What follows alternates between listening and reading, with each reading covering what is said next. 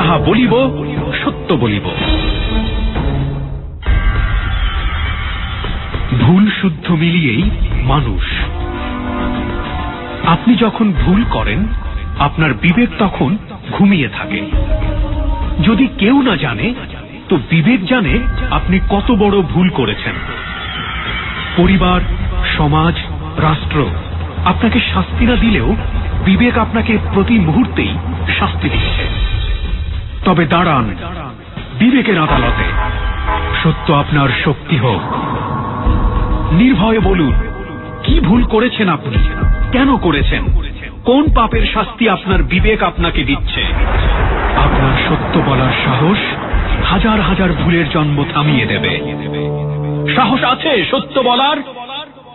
তবে আপনার জন্যেই যাহা বলিব সত্য বলিব।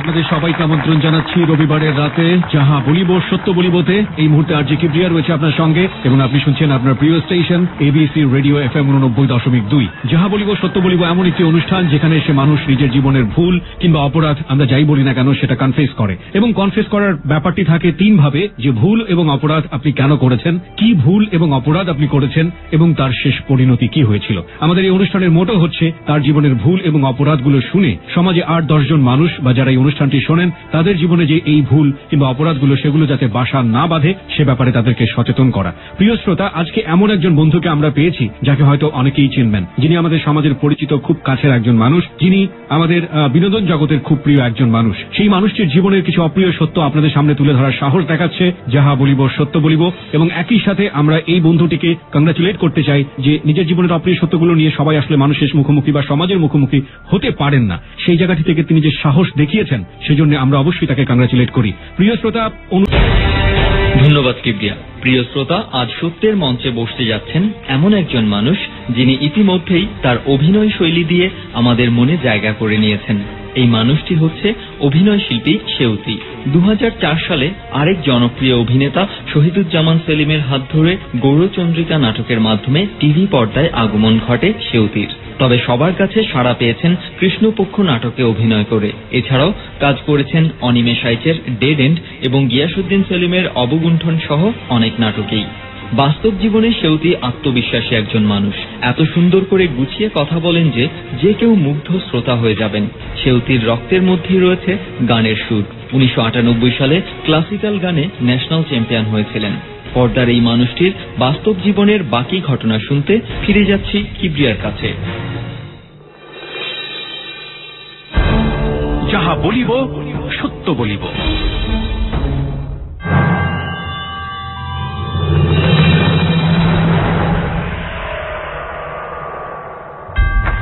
প্রিয় শ্রোতা, আপনারা বুঝতেই পারলেন সেউতি সম্পর্কে আমরা পরিচয় জানলাম। সেউতি আপনাদের কারো কারো কাছে অনেক প্রিয় মানুষ। কেউ কেউ আজকে রয়েছেন আমাদের অনুষ্ঠানে যারা সেউতির ফ্যান, এবং সেউতি রয়েছে আজকে আমাদের কাছে তার জীবনের অপ্রিয় সত্যগুলো নিয়ে।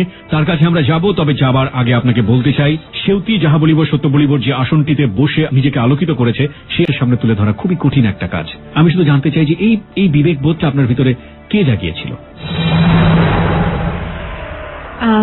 প্রথমে আমি বলতে চাচ্ছি এবিসি রেডিওকে অনেক অনেক ধন্যবাদ যে আমি সাহসিকতা দেখাবো সেরকম একটা প্ল্যাটফর্ম আমাকে দেওয়ার জন্য। কারণ আসলে এই সাহসটা অনেক প্ল্যাটফর্মেরও থাকে না যে কাউকে সাহস দেখানোর সুযোগ করে দেওয়া। তো I am very much lucky in that sense. আর সাথে আপনাকেও। আমাকে বিবেকের তাড়না জাগানোর ক্ষেত্রে আসলে এনকারেজ করেছে আমার সিচুয়েশন গুলো অলওয়েজ। আর আলটিমেটলি আমার জীবনের সবচেয়ে বড় প্রাপ্তি আমাকে বিবেকের তাড়না জাগিয়েছে, সেটা হচ্ছে আমার সন্তান। ওকে, আপনার সন্তান আপনার বিবেকটাকে জাগিয়েছে বলতে চাচ্ছেন আপনি। আপনার সন্তানের বয়স কত এখন? 3 বছর। 3 বছরের সন্তান বিবেক জাগাচ্ছে, ব্যাপারটা আমরা অনেক বেশি কনফিউজিং। কিন্তু প্রিয় শ্রোতা, পুরো অনুষ্ঠানটি যদি আপনারা শোনেন তাহলে কনফিউশনের জায়গা থেকে আপনারা সরে আসবেন। ওকে, প্রিয় শ্রোতা, শুরু হচ্ছে যাহা বলিব সত্য বলিবর মূল পর্ব। আমরা সরাসরি চলে যাচ্ছি সেউতুর জীবনের অপ্রিয় সত্যে। আপনি ব্যাকগ্রাউন্ড থেকে শুরু করতে চান? জি, শুরু করুন। আমার ফ্যামিলি ব্যাকগ্রাউন্ডটা ছিল একটু কালচারাল, লাইক আমার বাবা মিউজিকের সাথে খুব অতপ্রতভাবে জড়িত ছিলেন। তো বাবার ছোটবেলা থেকে আসলে খুব ইচ্ছে ছিল যে আমাকে গান বিষয়ক মানে মহারথী টাইপের কিছু একটা করে তুলবেন আর কি। আমার ঝোঁকটা আবার ছিল একটু নাচের দিকে বেশি। আপনার যদি কোনো সমস্যা না থাকে, আপনার বাবার নামটা কি আমরা একটু জানতে পারি? হ্যাঁ, অবশ্যই। বাবার নাম শেখ করিমুল আলম। উনি একজন সরকারি কর্মজীবী ছিলেন। চাকুরির পাশাপাশি বাবা গানটাকে ভীষণ রকম ভাবে ধরে রেখেছেন। আমি ছোট্ট করে আরেকটু আমার বাবার পরিচয়টা এখানে উল্লেখ করতে চাই। আমার বাবা একজন মুক্তিযোদ্ধা ছিলেন, পাশাপাশি উনি কাজী নজরুল ইসলামের খুব পারিবারিক রকম ভাবে কাছের একজন মানুষ ছিলেন। তো যে কারণে আমি আই ফিল প্রাউড যে আমি প্রচন্ড রকম একটা ভালো বাবা এবং মানুষের সান্নিধ্য পাওয়ার সুযোগটা পেয়েছি। কালচারালি একটা সংস্কৃতি মনা একটা পরিবারের মধ্যে আপনি বড় হয়েছেন। জি, ওকে, ফাইন। তারপর আলটিমেটলি বাবার ইচ্ছেটাকে আমার প্রাধান্য দিতে হলো। গানটাকে আমি একটু একটু করে করতে শুরু করলাম। প্রিয় শ্রোতা, আমি এখানে আপনাদেরকে একটু নোট করতে চাই যে আমাদের এখানে প্রথম যে প্রশ্নটি ছিল সেউতির কাছে যে আপনার বিবেকটাকে জাগানোর কাজ করেছে, আপনারা নিশ্চয়ই শুনেছেন। সেখানে সে 3 বছরের তার যে মেয়ে, সে মেয়ের কথা বলেছে এবং সেও আজকে আমাদের সঙ্গে স্টুডিওতে আছে। ওর নামটা একটু জানতে পারি কি? একটু আগে কথা শুনছিলাম। হ্যাঁ, ওর ভালো নাম হচ্ছে সৌত্রিকা সাহাদ, আর ডাকনাম ভাষা। ওকে ভাষা বলে ডাকেন আপনারা? হ্যাঁ। এবং ও আমাদেরকে খুব স্বাভাবিকভাবেই একটু ডিস্টার্ব করবে, কারণ 3 বছরের বাচ্চারা ডিস্টার্ব না করাটাই বরং অস্বাভাবিক। ও আমাদের সঙ্গে এই মুহূর্তে রয়েছে স্টুডিওতে। কিছু সময় মাইক্রোফোন ধরার চেষ্টা করছে, কিছু সময় আম্মুর কোলে ওঠার চেষ্টা করছে এবং মাঝে মাঝে কথা বলবে। ওর একটা প্রেজেন্স থাকবে আজকের এই পুরো অনুষ্ঠানে। নিশ্চয়ই আপনারা সেটাকে অন্যভাবে দেখবেন না। জি, বলুন। তারপর তো গানটা যখন আমি শুরু করলাম, আস্তে আস্তে আমার স্কুল লেভেলে নানা রকম কম্পিটিশন, নানা রকম প্রোগ্রামে আমি অ্যাটেন্ড করতে লাগলাম। রেজাল্ট এত ভালো ছিল যে বাবা খুব ডিটারমাইন্ড হলেন যে আমাকে একজন সঙ্গীত শিল্পী করবেন, অথবা আমাকে সঙ্গীত নিয়ে পড়াশোনা করতে হবে ভবিষ্যতে। তো সেরকম একটা জায়গা থেকে স্কুল আমি পেরুলাম। স্কুলের পড়ালেখার পাশাপাশি আমাকে অনেক কড়া স্কুলিং এর মধ্যে থাকতে হতো মিউজিকটাকে নিয়ে। এইভাবে করে মিউজিকটার মাধ্যমেই আমি সংস্কৃতির ছোঁয়াটা পেয়েছি।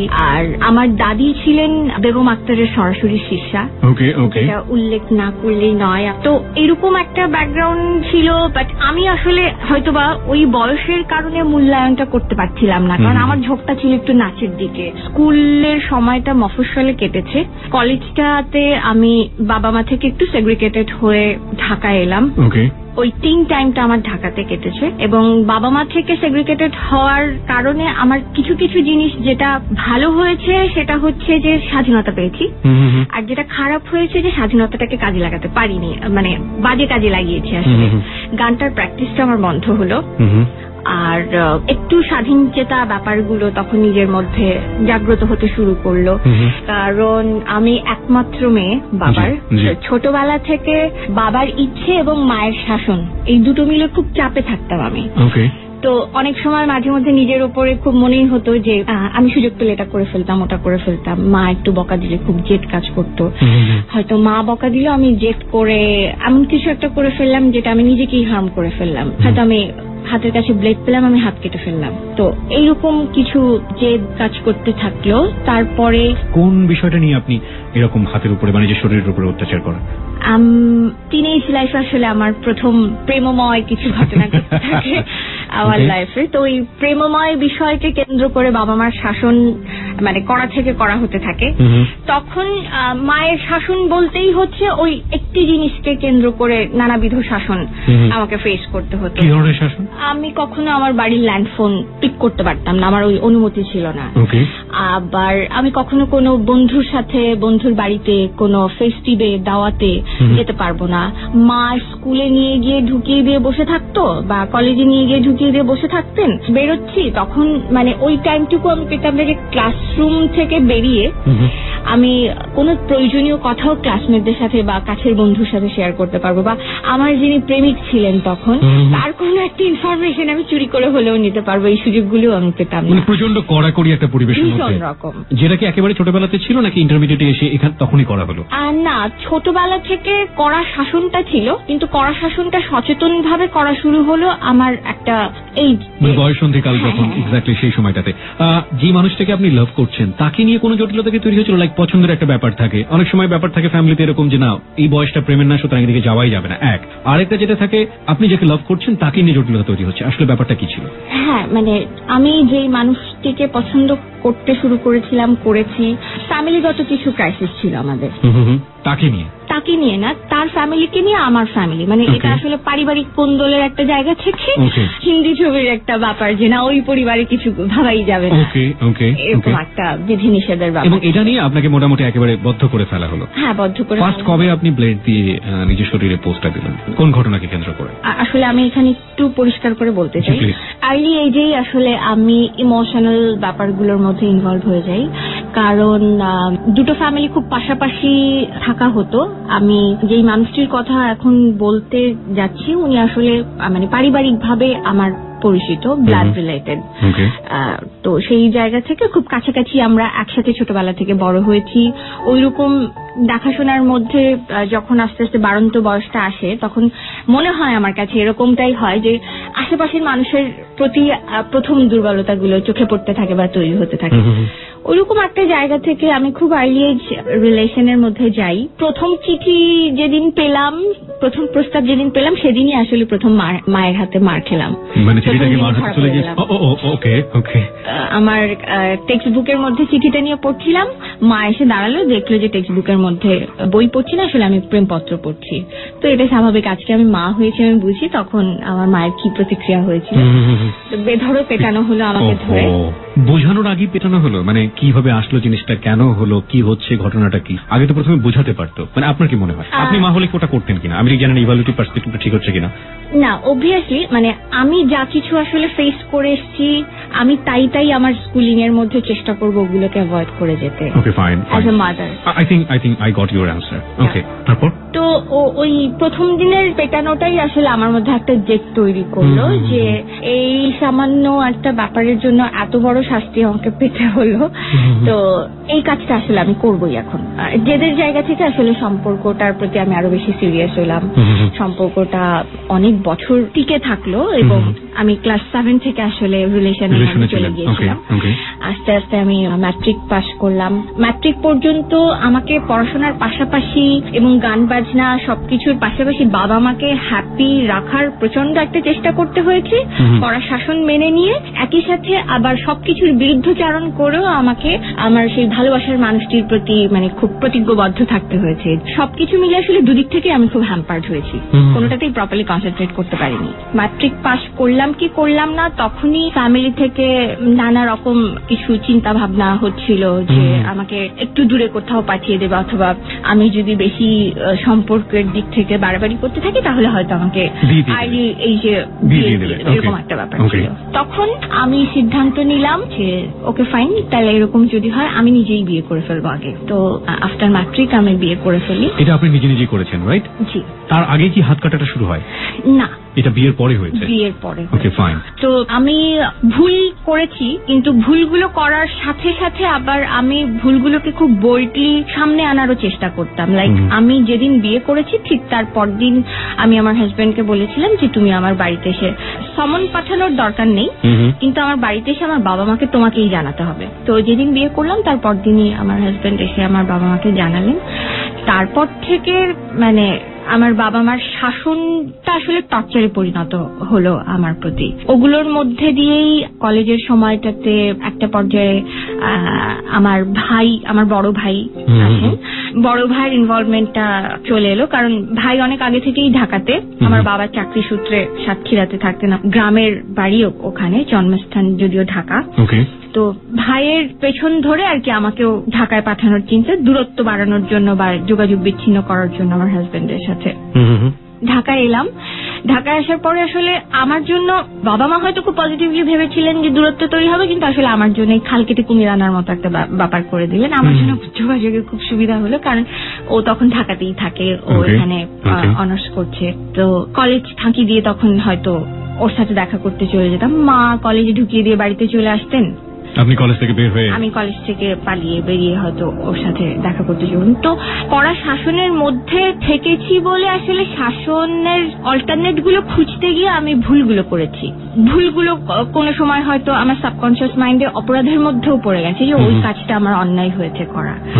আমি ভুলগুলো করেছি, কিন্তু আমার ভুলগুলোর জন্য আমি সাফার করছি, কিন্তু আমার কাছে মনে হয় যে আমার বাবা মার কোঅপারেশনের অনেক অভাব ছিল। আমি বাবা মাকে এখানে কোনোভাবেই দোষ দিচ্ছি না, বা দ্য ওয়ে অফ টিচিং বা ওয়ে অফ অ্যাপ্রোচটা হয়তো বাবা মার একটু অন্যরকম হলে হয়তো ভালো হতো।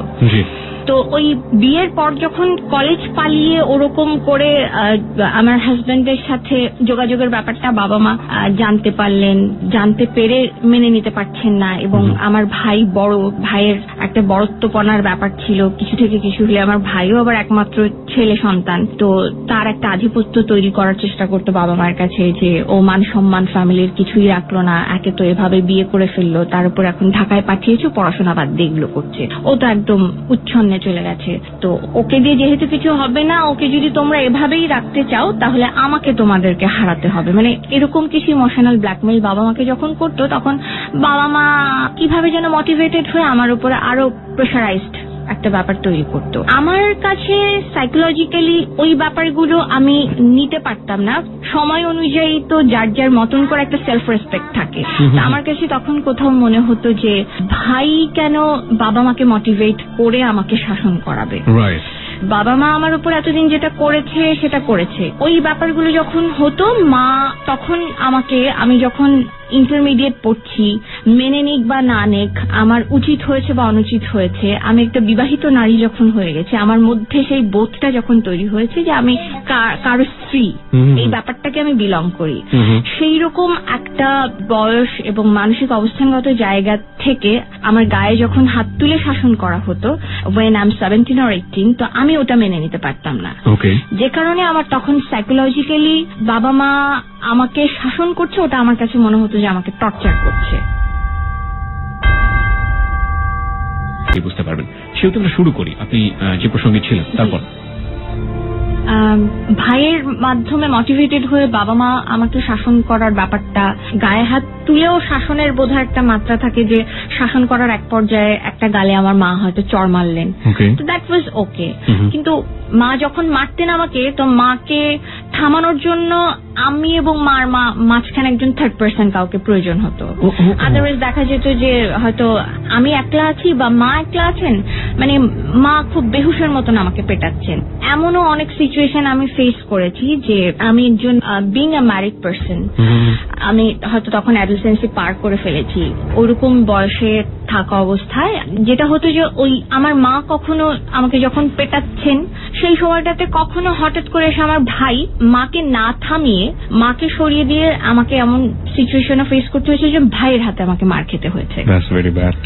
একজন অ্যাডাল্ট, সে এল্ডার ব্রাদার হওয়া সত্ত্বেও, মানে যেহেতু সে অ্যাডাল্ট এবং আমি অ্যাজ আ ম্যারিড পার্সন, ওই ব্যাপারগুলো আমাকে সাইকোলজিক্যালি সিক করতে শুরু করেছিল। আমি ওগুলো এথিক্যালি মানতে পারতাম না, এবং ভাইয়ের পেটানো গুলো এত অ্যাবনর্মাল ছিল যে মায়ের হাতের একটা চড় বা 2, 4, 10টা চড় থাপড় ওটা নেওয়ার মতন ফিজিক্যাল ক্যাপাবিলিটি হয়তো আমার ছিল, কিন্তু যখন আমার ভাই একজন পুরুষ মানুষের শারীরিক কাঠামোগত জায়গা থেকে যখন আমার ওপরে চড় থাপড়, কিল, ঘুষি, এই ব্যাপারগুলো চলছে, তো ওগুলো আমাকে নিতে হয়েছে। ওই ব্যাপারগুলো যখন আমি ফেস করতে শুরু করছিলাম, তখন আসলে আমার নিজের ওপরে আমার নিজের টর্চার করার একটা টেন্ডেন্সি চলে এসেছিল, যে তখন আমি আসলে ওই হাত কাটার ব্যাপারগুলো চলে আসে।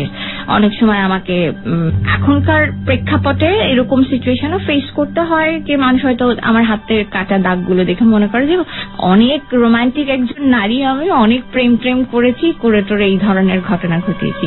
আর বললে খুব বিশ্বাস করাতে অসুবিধা হয় মানুষকে যে পরিবারের ওপরে জেদ করে, পারিবারিক সদস্যদের কারণে আমি এরকম করেছি। বিশেষ করে আমার মায়ের ওপরে আমার অনেক বেশি রাগ বলবো না, অভিমান ছিল। এই অভিমানের জায়গা থেকে আপনি এটা করতেন। আমি হাতটা দেখলাম যখন আপনি আমাদের স্টুডিওতে আসলেন, আমি হাত দেখে রীতিমতো ভয় পেয়ে গিয়েছিলাম যে এত বেশি কাটা, এত বড় বড় কাটা। প্রিয় শ্রোতা, আমরা হাতের একটা ছবি আমাদের ফেসবুকে দিয়ে দিতে চাই, আপনারা দেখলে বুঝতে পারবেন যে যখন রাগ প্রকাশ করার কোনো জায়গা থাকে না, তখন মানুষ নিজের ওপরে যখন অত্যাচারগুলো করে, সেই অত্যাচারের চিহ্নগুলো সারাটা জীবন শরীরে বয়ে নিয়ে বেড়াতে হয়। আমি যেই সেউতিকে আজকে এখানে প্রেজেন্ট করছি, সেই সেউতি আমাদের কাছে কারো কারো কাছে মডেল হতে পারে। সেই সেউতি আমাদের এই দেশে জন্ম নেওয়া, এই সমাজে, এই দেশেরই পারিবারিক প্রেক্ষাপটে বড় হওয়া একজন নারী, এবং এই সেউতির সাথে বাংলাদেশের অনেক মেয়ের শৈশব, অনেক মেয়ের কৈশোর, অনেক মেয়ের বয়ঃসন্ধিকালের অনেক বেশি মিল পাওয়া যাবে। আপনি যদি যান হাতের ছবিটা দেখতে, তাহলে চলে আসতে পারেন আমাদের ফেসবুকে। আমাদের ফেসবুকের ঠিকানা www.facebook.com/ABC Radio FM 89.2। সেউতি, অনেক বড় বড় দাগ আছে, আমাদের ফেসবুকে গেলে ছবিগুলো দেখতে পাবে। এগুলো কি সেলাই দেওয়া হতো, কখনো হয়েছে নাকি এরকমই পড়ে থাকতো? হ্যাঁ, না, সেলাই দেওয়া হতো বলতে আমি আসলে প্রথম যেদিন এই কাজটা করেছিলাম তখন ওই মুহূর্তে আসলে আমার হাজবেন্ড সামনে ছিলেন।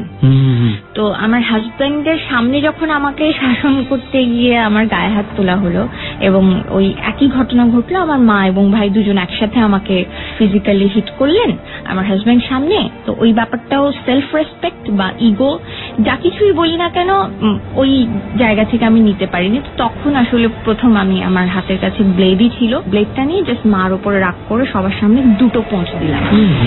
জাস্ট টপটপিয়ে রক্ত পড়ছে। আর আমার হাজবেন্ড হচ্ছে চরিত্রগত দিক থেকে খুবই ঠান্ডা, প্রচন্ড ধৈর্যশীল একজন মানুষ। অনেস্টলি মানে আমার প্রতি তার অনেক ডিভোশন ছিল ওই সময়টাতে। হ্যাঁ, ও পাজল হয়ে গেল। আর ওরকম সিচুয়েশনে টপটপিয়ে রক্ত পড়ছে, একটা পর্যায়ে আমি ফিল করছি যে আমি বোধহয় দাঁড়াতে পারবো না, আমি পড়ে যাব। তখনও আমি ফিল করছি যে আমার গায়ে আমার মা রক্ত দেখার পরেও থামেননি, ওনার ওই সেন্স কাজ করছে না, উনি তখনও আমাকে মেরে যাচ্ছেন, শাসন করে যাচ্ছেন। মানে ওনাদের ভাষায় ছিল ওটা শাসন। ওনারা কোনো কাউন্সিলরের কাছে নিয়ে গিয়েও কাউন্সিলিং করাতেন, তাহলেও বোধহয় ওটাকে আমি অ্যাডপ্ট করতে পারতাম। ওই হচ্ছে আমার প্রথম বদভ্যাসটা তৈরি হয়। তারপরে তো যেটা হলো যে আমার হাজবেন্ড তখন একটু চিৎকার করে কেঁদে উঠলেন। ওই প্রথম আমি পুরুষ মানুষের কান্না দেখলাম। চিৎকার করে কেঁদে উঠে আমার হাজবেন্ড যখন আমার মাকে বললেন যে আপনারা কি মানুষ, আপনারা থামবেন, তখন বোধহয় আমার মা একটু দিক বিদিক ফিরে পেলেন যে হ্যাঁ, ব্লাড যাচ্ছে তো মেয়ের হাত দিয়ে। তখন আমার হাজবেন্ড হাতের কাছে একটা কোনো কাপড় টাপড় ছিঁড়ে কোনো মতে আমার ব্লিডিংটা বন্ধ করে কাঁদতে কাঁদতে আমাকে নিয়ে বাড়ি থেকে বেরিয়ে গেলেন এক কাপড়ে। বেরিয়ে যাওয়ার পর তখন আমাকে সেলাই দিতে হলো। কিন্তু আলটিমেটলি মানে যে ব্যাপারগুলো হাতে আমি ঘটিয়ে ফেলেছি, এইগুলো তো ভেতরের দাগটা দেখা যায় না, এই দাগটা দেখা যায়। এরকম অনেক দাগ ভেতরেও আছে যেগুলো আসলে ফেসবুক বা নেটে এভাবে এক্সপোজ করা সম্ভব না। মায়ের শাসনটা ছিল এরকম যে উনি যখন শাসন করছেন শাসন, তারপরে হয়তো 2-4 দিন আমি চোখের আড়াল হয়েছি, তখন উনি ভীষণ রকম দরদের একটা ব্যাপার ওনার মধ্যে, স্নেহময়ী ব্যাপার, মমত্ববোধ, আমাকে মিস করা, পাগলের মতন করে আমাকে খুঁজে বেড়ানো, আমি যোগাযোগ বন্ধ করে দিতাম বা এই ব্যাপারগুলো করে সে খুব ইমোশনাল হয়ে চলে এসে আমাকে নিয়ে যাওয়া। এভাবে করে যেটা হয়েছে যে আমি বিয়ে করে ফেলার পর থেকে 4 বছর আমাকে এরকম প্রচন্ড পারিবারিক টানাপোড়েনের মধ্যে থাকতে হয়েছে। এই ব্যাপারগুলো যদি আমি একটা সুস্থ স্বাভাবিক স্টুডেন্টের মতন করে আমার ম্যাট্রিক ইন্টারমিডিয়েটের লাইফটাকে আমি কাটাতে পারতাম, তাহলে হয়তো আমি পড়াশোনার দিকে কনসেন্ট্রেট করে একাডেমিক্যালি আজকে যা আছি তার চেয়ে আরেকটু বেশি বেটার কিছু হতে পারতাম। ওটা আমার ক্ষতি হয়েছে। ক্ষতিগুলো হয়েছে আমি ভুলগুলো করেছি বলে, আর আমি ভুলগুলো করেছি, আমাকে ভুলগুলো করার প্ল্যাটফর্ম তৈরি করে দেওয়া হয়েছে। ওই জন্য আমরা এগ্রি করি সেটার সাথে। হ্যাঁ, 4 বছর এরকম টানাপোড়েন আমি বহুবার চলে গেছি। আমার কাছে কখনো কখনো মনে হয় আমার একবারের চলে যাওয়াটা যদি আমার বাবা মা আমাকে ছেড়েই দিতেন, এত টর্চার বা এত কিছু না করে, তাহলে হয়তো আমি কোনো রকম ভাবে সার্ভাইভ করে যেতাম। কিন্তু ওই বারবার চলে যাওয়া, আবার ফিরে আসা, বারবার করে শাসনের মুখোমুখি হওয়া, এই ব্যাপারগুলো থেকে রিলিফ পাওয়াটা আমার খুব জরুরি ছিল, যেটা এক পর্যায়ে গিয়ে ওই 4 বছর পরে গিয়ে আসলে হলো। 2 পরিবার বাধ্য হলো একটা মিউচুয়ালাইজেশনে আসতে। বিয়ের 4 বছর পর ফ্যামিলিগত মিউচুয়ালাইজেশন হলো এবং তখন আসলে আনুষ্ঠানিকভাবে আমাকে তুলে দেওয়া হলো। আমি সংসার করতে শুরু করলাম।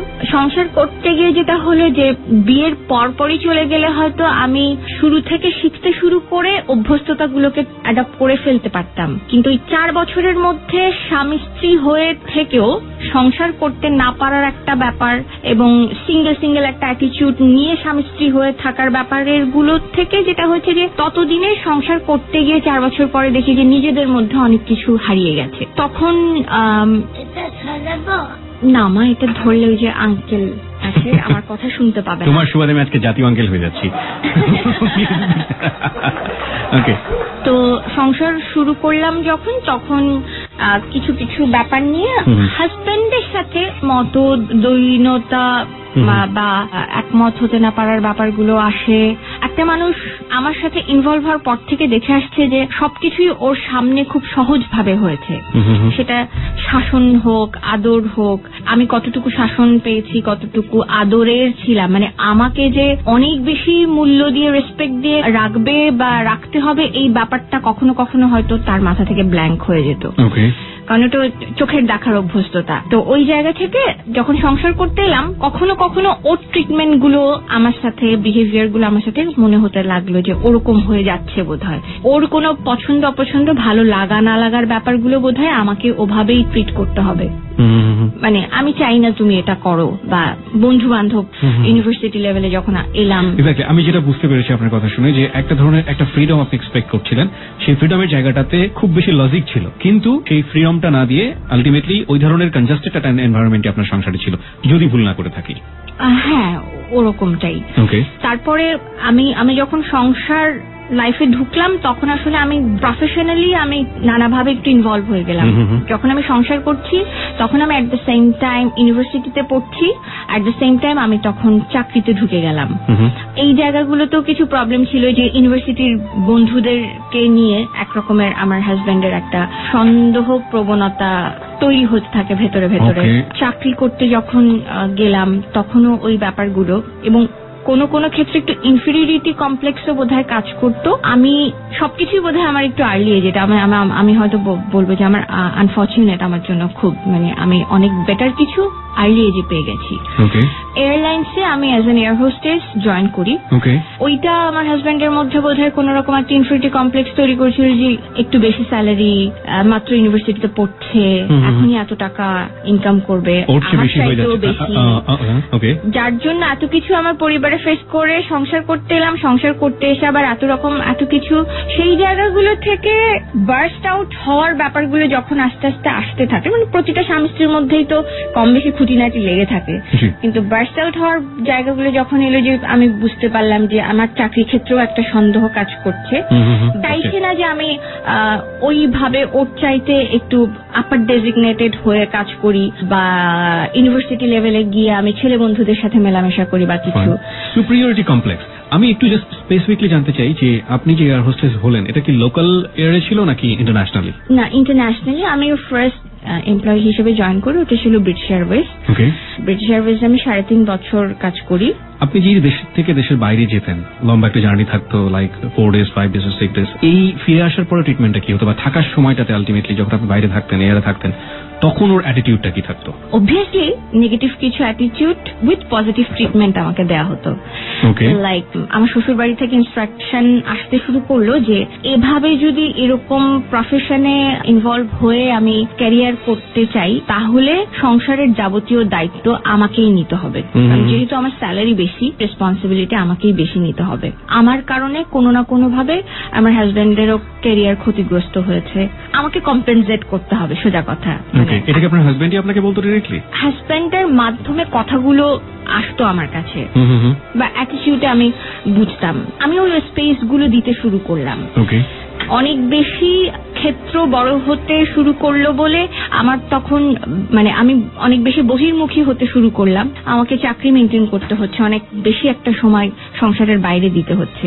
আমি যখন চাকরি থেকে অবসরে থাকছি, ডে অফ বা অন্য ছুটির দিনগুলো বা যে কোনো অফ টাইম, আমি তখন সেটা পড়াশোনার পেছনে দিচ্ছি। আর চাকরি করতে গিয়ে পড়াশোনার যে গ্যাপগুলো আমার তৈরি হতো, সেগুলো অবভিয়াসলি আমার ক্লাসমেটদের হেল্প আমাকে নিতে হতো। ক্লাস নোটের ব্যাপারে বা গ্রুপ স্টাডিজ এর জন্য বন্ধুদের সাথে গিয়ে বসতে হতো। ওখানে একটা বারণ টারণ তৈরি করার একটা চেষ্টা এসেছিল, এবং একটা পর্যায়ে এরকম একটা সিচুয়েশন আমাকে ফেস করতে হলো যে আমার হাজবেন্ড খুব সিগনিফিকেন্টলি আমার কোনো একজন সহপাঠীকে চিন্তা করলেন যে তার সাথে বোধহয় আমার কোন রকম একটা ইনভলভমেন্ট তৈরি হচ্ছে, হ্যাঁ, তা না হলে আমি কেন তার সাথেই এত বেশি যোগাযোগ করি, তার কাছ থেকেই কেন আমার এত পড়াশোনার ব্যাপারে হেল্প নিতে হবে। সে কি মেল ছিল আর ফিমেল ছিল? মেল ছিল। আমার প্রতি সে অনেক বেশি কোঅপারেটিভ ছিল, আমার ক্লাসমেট হিসেবে, সেই কারণেই হয়তো আমি আসলে ওই স্কোপটা অনেক বেশি নেওয়ার চেষ্টা করতাম। এই জায়গাটা থেকে, কনফিউজের জায়গা থেকে আপনি যদি এরকম করে থাকেন তাহলে আপনি সেটা স্বীকার করবেন কিনা? লাইক হাজবেন্ডের সাথে বা যে পরিবারে আপনি আছেন, সংসার করছেন, সেখানে তো এক ধরনের দূরত্ব বলি যায় বা কমপ্লেক্সিটি বলি, সেটা তো ফেস করতেই হচ্ছে আপনাকে। সেই সময়টাতে কিন্তু শেয়ারিং এর কিছু মানুষের দরকার হয় নিজেকে হালকা করার জন্য। আপনার যে ফ্রেন্ডের সাথে আপনার এই ধরনের সহপাঠী যাকে বলছেন যে হেল্পগুলো পাচ্ছেন, তার সাথে ইন্টারনালি ব্যাপারগুলো শেয়ার করতেন কিনা? না, I M a person like, আমি ভীষণ রকম ইন্ট্রোভার্ট একটা মেয়ে, কারণ আমি এক্সট্রোভার্ট হওয়ার সুযোগই পাইনি। ওকে। তো দ্যাটস ওয়াই ক্যারেক্টারিস্টিক্স এর জায়গা থেকে আমি ভীষণ রকম ইন্ট্রোভার্ট একটা মেয়ে, আর সময়ও আসলে আমি অত পেতাম না।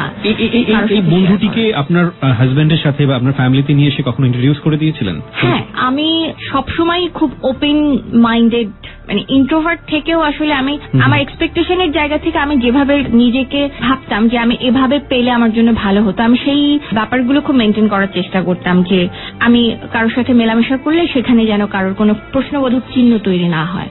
সো দ্যাটস ওয়াই ও খুব ফ্রিকুয়েন্টলি আমার বাড়িতে আসা যাওয়া করতো। আমার বাবা মার বাড়িতেও তার এন্ট্রেন্স ছিল। তারপরেও এই ধরনের একটা সন্দেহ তৈরি হয়েছে? হ্যাঁ, যেহেতু আসলে এভাবেই এন্ট্রেন্সটা ছিল, সেই কারণেই হয়তো অনেক বেশি চোখে লাগার মতন একটা ব্যাপার তৈরি হয়েছিল আমার হাজবেন্ডের কাছে, আমি জানি না। তো তখন সন্দেহের জায়গা থেকে একটা ব্যাপার যেটা আমার হাজবেন্ড করলেন, যে আমার অজ্ঞাতে আমার ক্লাসমেটকে সে ফোনে বা যে কোনো ভাবেই হোক তার সাথে মিসবিহেভ করে এবং তাকে এরকম কিছু ইঙ্গিত দেয় যে তুমি আমার ওয়াইফকে ডিস্টার্ব করছো বা কিছু, ওর সাথে মেলামেশাটা তুমি বন্ধ করো, আমি পছন্দ করছি না। তো এরকম বহুবার বলার পরেও আসলে আমি চাইতাম না বলে, মানে ও যখন এসে আমাকে আবার ইনফরমেশন গুলো দিত, তখন আমার ভেতর একটা জেদ তৈরি হতো। তো যে কারণে আমি চাইতাম না যে কোনোভাবেই ওর সাথে আমার যোগাযোগটা বিচ্ছিন্ন হোক।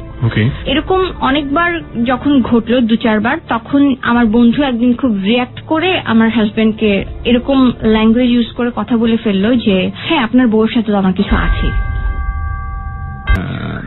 আপনার হাজবেন্ড যিনি ছিলেন তাকে আপনার ওই ফ্রেন্ড রাগ করেই বলে ফেলেছে হ্যাঁ আপনার সঙ্গে তার রিলেশন আছে।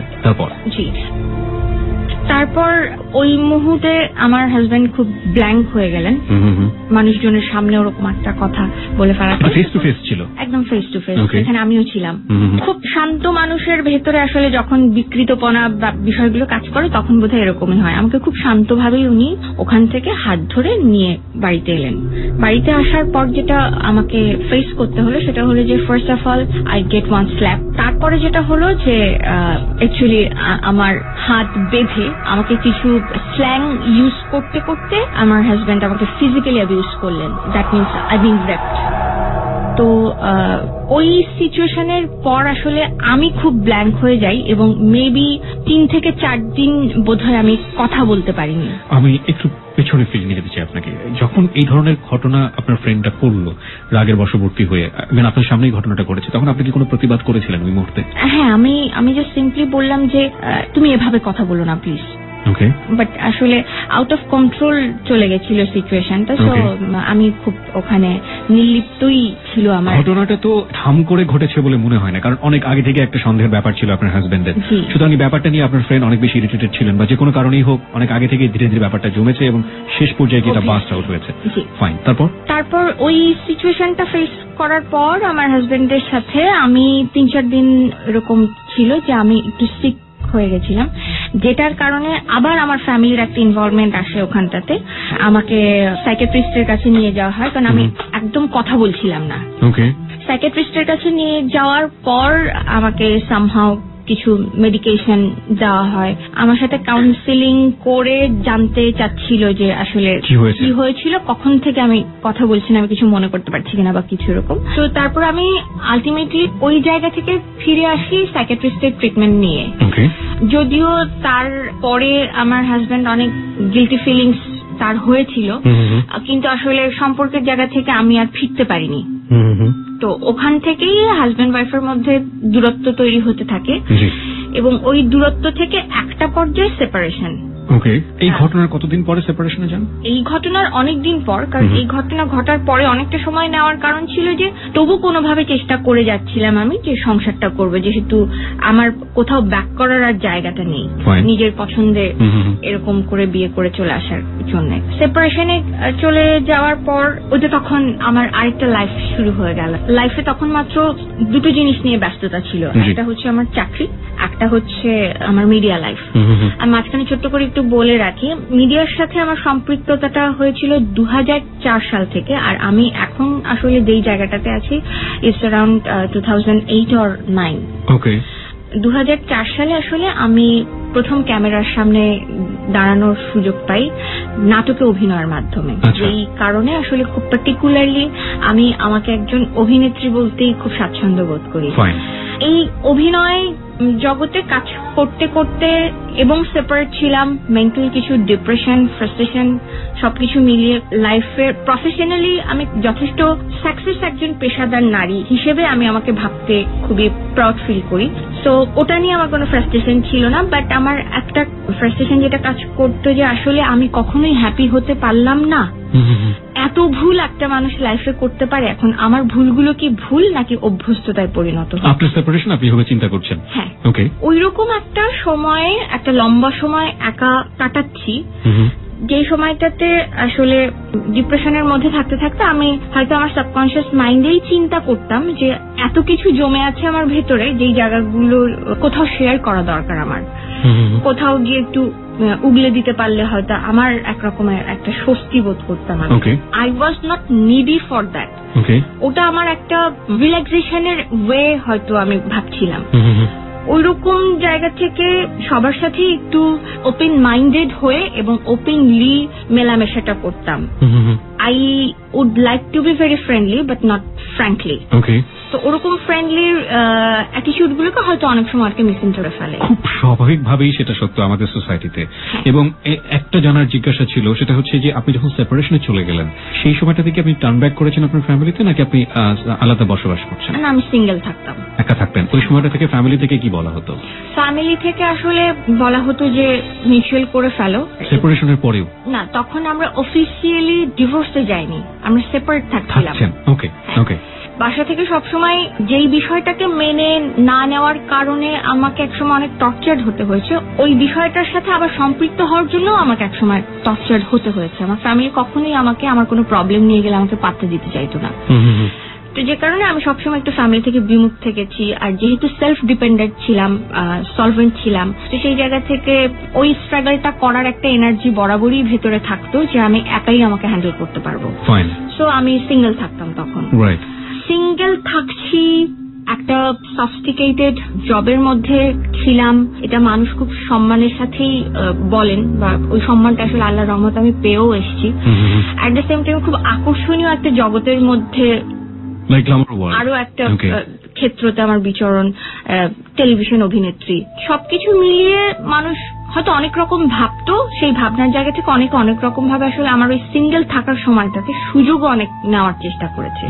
ওই সুযোগ যারা নেওয়ার চেষ্টা করেছে তাদের মধ্যে আসলে আমি অবচেতনে কাকে সুযোগটা দিয়ে ফেলেছিলাম, that was a question for me till today.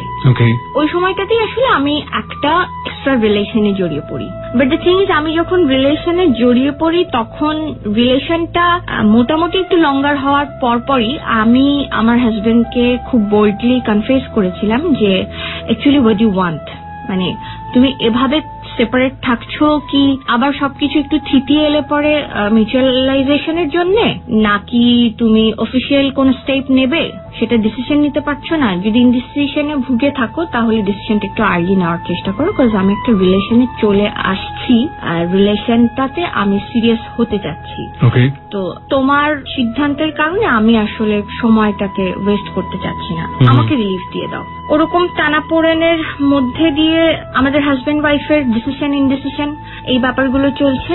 আর এদিকে আমি যার সাথে সম্পর্কে জড়িয়ে গেলাম তার কিছু ব্যাপার আমার মধ্যে ইনজেক্ট হতে থাকছিল, লাইক তার কিছু ফ্রাস্ট্রেশন, ফাইন, আমি জায়গাটা একটু জাস্ট ইন্টারাপ্ট করছি আপনাকে। সেটা হচ্ছে যে একজন যিনি এসছেন তিনি নিশ্চয়ই মিডিয়া ওয়ার্ল্ডের কেউ, who is that guy, and খুব স্বাভাবিকভাবে দুজন মানুষ যখন পাশাপাশি থাকবে এবং এন্টার কানেকশনের দিকে যাবে তখন স্বাভাবিকভাবে দুজন মানুষের কিছু ট্রান্সফরমেশন থাকে, লাইক আপনার ফিলিংস গুলো আপনি তাকে ট্রান্সফর্ম করছেন, তার ফিলিংস গুলো সে আপনাকে ট্রান্সফর্ম করছে, that is much more natural. ঠিক আছে, ওটা আমরা কনফার্ম, কিন্তু হু ইজ হি এবং কিভাবে সেটা হলো? আমরা একই মাধ্যমে কাজ করি আসলে, ডিরেক্টলি তার নাটকে না, আসলে তার সাথে যখন আমার পরিচয় হয় উনি তখন একজন খুব সুপরিচিত ডিরেক্টরের আন্ডারে অ্যাসিস্ট্যান্ট ডিরেক্টর হিসেবে কাজ করতেন। তো কমিউনিকেশনটা কাজ করতে যখন গেছি তখন অনেক বেশি ওই নাটকের খাতিরেই ওনার সাথে হতো বলে একটা বন্ধুত্ব সুলভ ব্যাপার ওনার সাথে আমার আস্তে আস্তে তৈরি হতে থাকে।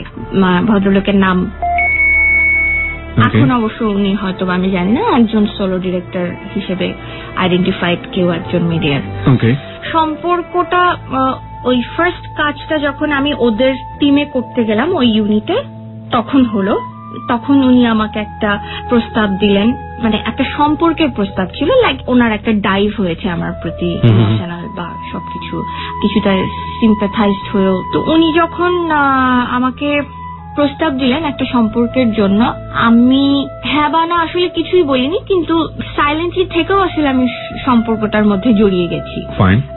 ওটা হয়তো কিছুটা আমার ইন্টেনশনালি ছিল, কিন্তু আমার তখন একটা জায়গা দরকার হচ্ছিল, একটা কোম্পানি বা একটা শেয়ারিং এর জায়গা বা পাশের একটা মানুষ আমি ফিল করছিলাম যে আমার কেউ একজন দরকার। ওই রকম জায়গা থেকে আস্তে আস্তে কিছু এক্সপেকটেশন তৈরি হওয়া, একটা স্টেজ এলো যে ভদ্রলোক আমার কাছে কনফেস করলেন he was also a married person. তো ওনার কিছু ফ্রাস্ট্রেশন ছিল ওনার কনজুগাল লাইফে। ফ্রাস্ট্রেশন গুলো এরকম ছিল যে 12 years married life, but he didn't have any issue.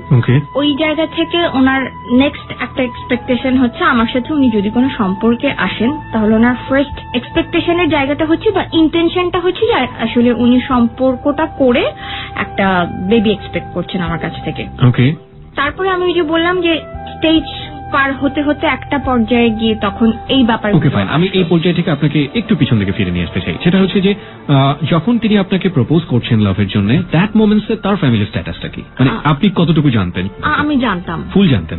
ফুল বলতে ফার্স্ট প্রোফাইল ইনফরমেশন যেরকম হয়, ওকে ফাইন, সবকিছুর মধ্যেই সম্পর্কটা আলটিমেটলি হলো, এবং ওই সম্পর্কটা একটা একটা ধাপ পেরিয়ে একটা ধাপে যখন এলো যে সম্পর্ক থেকে কিছু পরিকল্পনার দিকে যাওয়া। আচ্ছা, যখন সে আপনাকে প্রপোজ করছে লাভের জন্য, দ্যাট মোমেন্টে আপনার কোয়েরিটা কি ছিল? তুমি তো ম্যারিড। না, actually I didn't have any query, cause যে আমি তখন কনসিয়াস না হয়ে ইমোশনটাকে অনেক বেশি প্রায়োরিটি দিয়েছিলাম। তার মানে আপনি ফর্মালি চিন্তা করেননি যে ওনার একটা ফ্যামিলি আছে, উনি স্টিল একটা ম্যারিড লাইফ লিড করছেন, সো ওই জায়গাটা থেকে তাকে লাভ করা যাবে কি যাবে না আপনি চিন্তাটা তখন করেননি। That is the big mistake, right? Okay fine.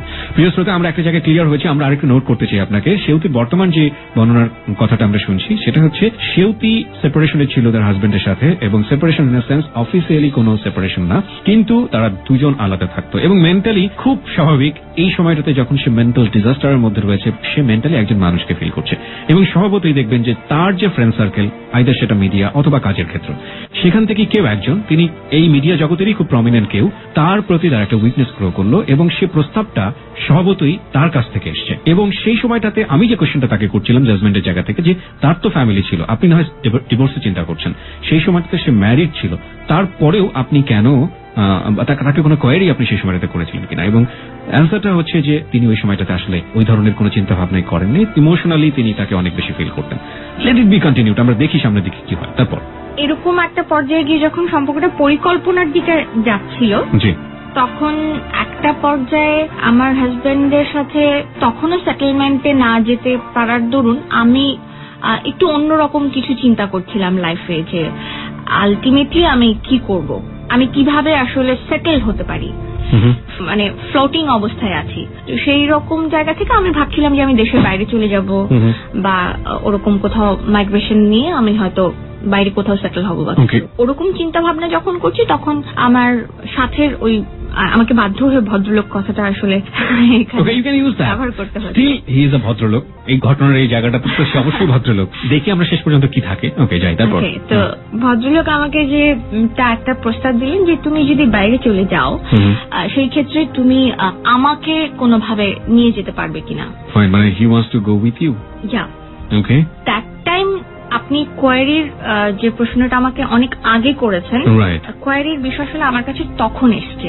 That time I ask to him যে আমি যে আপনাকে বাইরে নিয়ে যাব উইদাউট এনি লিগ্যাল পেপারস আর লিগ্যাল রিলেশনশিপ তো আমি আপনাকে স্পন্সর করতে পারবো না, তার জন্য আমার কিছু লিগ্যাল ডকুমেন্টস লাগবে। Right. তুমি তখন আমাকে খুব হাসতে হাসতে বললেন যে হ্যাঁ আমি কি তোমাকে বলেছি যে উইদাউট লিগ্যাল পেপারস বা উইদাউট লিগ্যাল এনি রিলেশনশিপ তুমি আমাকে স্পন্সর করো। তো আমি তখন একটু ওনার দিকে স্টেলি তাকিয়ে থাকলাম, আবার জিজ্ঞেস করলাম যে আমাকে একটু পরিষ্কার করবেন। তো আমার জায়গা থেকে আসলে ছিল যে আমি একটা কোম্পানি চেয়েছি, তো আমি কোম্পানিটাকে ক্যারি করে যাচ্ছিলাম। Okay. It could be as a friend or a little bit more than friendship. Okay. কিন্তু ওনার দিক থেকে উনি ওনার ফ্যামিলি এক্সিস্টিং থাকা অবস্থায় এভাবে করে রিলেশন করলেন, প্রস্তাব দিলেন এবং এভাবেও ভাবছেন যে আমার সাথে উনি লিগ্যাল রিলেশনশিপ করে দেশের বাইরেও চলে যাবেন। তখন আসলে আমার কাছে কোয়ারির ব্যাপারটা এসেছিল যে আসলে এতটা আপনি কেন ভাবছেন বা যেটা আপনি আসলে ইঙ্গিত করছেন সেটা আপনি কতটা ভেবে ডিসিশনটা নিয়ে আমাকে ইঙ্গিতটা করছেন। ওই মুহূর্ত থেকে ওই প্রস্তাবটা মানে উনি যে লিগ্যাল রিলেশনশিপের ব্যাপারটা বললেন ওই ব্যাপারটা নিয়ে ভাবতে শুরু করলাম। তখন আমার মাথায় ঢুকলো যে আসলেই তো একটা রিলেশন যখন হয়েছে এটার একটা এক্সপেকটেশন থাকতেই পারে, আর উনি তো আমাকে প্রস্তাব করছেন, তো আমি প্রস্তাবটাকে অ্যাকসেপ্ট করতেও পারি, আমার প্রবলেম নাই। তো ইন দ্যাট মোমেন্টে আপনাকে সে বলছে দেশের বাইরে নিয়ে যাওয়ার জন্য এবং আপনি বলছেন সেটা লিগালি মানে হচ্ছে হলো তার যে এক্সিস্টিং রিলেশনশিপ তার ওয়াইফের সাথে সেটাকে ডিভোর্স করতে হবে এবং আপনাকে বিয়ে করতে হবে। Is that what? না, কাকে ডিভোর্স করে কি করে সে আমার সাথে লিগ্যাল পেপার শো করবে, that was not my headache. আমার হেডেক ছিল যে আমার সাথে রিলেশনশিপটার লিগ্যাল পেপারস লাগবে, সেটা আমাকে অবশ্যই বিয়ে করে। ওকে ফাইন, তার মানে তার যে এক্সিস্টিং রিলেশনশিপ আছে সেটাতে কোনো হ্যাম্পার না হলেও চলবে বা ওটা আপনার মাথায় ছিল না? না, যে একটা রিলেশনশিপ এক্সিস্টিং রিলেশনশিপের মধ্যে থেকে এসে মেনটেন করছে দায়িত্বটা তার উপরেই বর্তায় যে আদার্স রেসপন্সিবিলিটিস গুলো সে কি করে মেনটেন করে সে নিজেকে সেটেল করবে। বাট টু বি অনেস্ট আপনি কি চাইতেন? আপনি কি চাইতেন যে সে এক্সিস্টিং সেটা মেনটেন করুক, আপনার কোনো প্রবলেম নেই? হ্যাঁ, আমার কোনো প্রবলেম ছিল না। It was really like that? হ্যাঁ, কারণ বারবারই আমি আজকে কথা বলার শুরু থেকে একটা কথা অনেক ট্রান্সপারেন্টলি রিপিট করেছি যে আমি একটা জিনিস আমার এক্সপেকটেশনের জায়গা থেকে এবং আমার ফ্যামিলিগত শাসন বাড়ানোর জায়গা থেকে আমার ভেতর একটা টেন্ডেন্সি ছিল যে আমি একটু ওপেন মাইন্ডেড বা একটু ওপেনলি সবকিছু ভাবতাম বা বলা যায় যে একটু ওয়াইডলি চিন্তা করতাম, যেটা হয়তো বা কখনো কারো কাছে একটু অ্যাবনর্মালও মনে হতে পারে, আমি জানি না। Right, agreed. তাহলে এটা নিয়ে তো আপনাদের মধ্যে ততদিন পর্যন্ত কথাও হয়েছে বিষয়গুলো নিয়ে। জি জি, ফাইন। ওনার জায়গা থেকে পয়েন্ট অফ ভিউটা কি ছিল? এই পর্যায়ে যখন আলোচনার জায়গাগুলো চলে আসলো তখন উনি আমাকে বললেন যে চলো লাইফে একটা জুয়া খেলেই ফেলি। এখন সেটা কি উনি মানে ওনার ফার্স্ট ওয়াইফকে রেখে আমাকে বিয়ে করার ব্যাপারটাকে জুয়া খেলা বলেছেন না কি বলেছেন এটা আমার কাছে আজ অব্দি স্পষ্ট না, কিন্তু আমার দিক থেকে আমার যথেষ্ট স্পেস ছিল।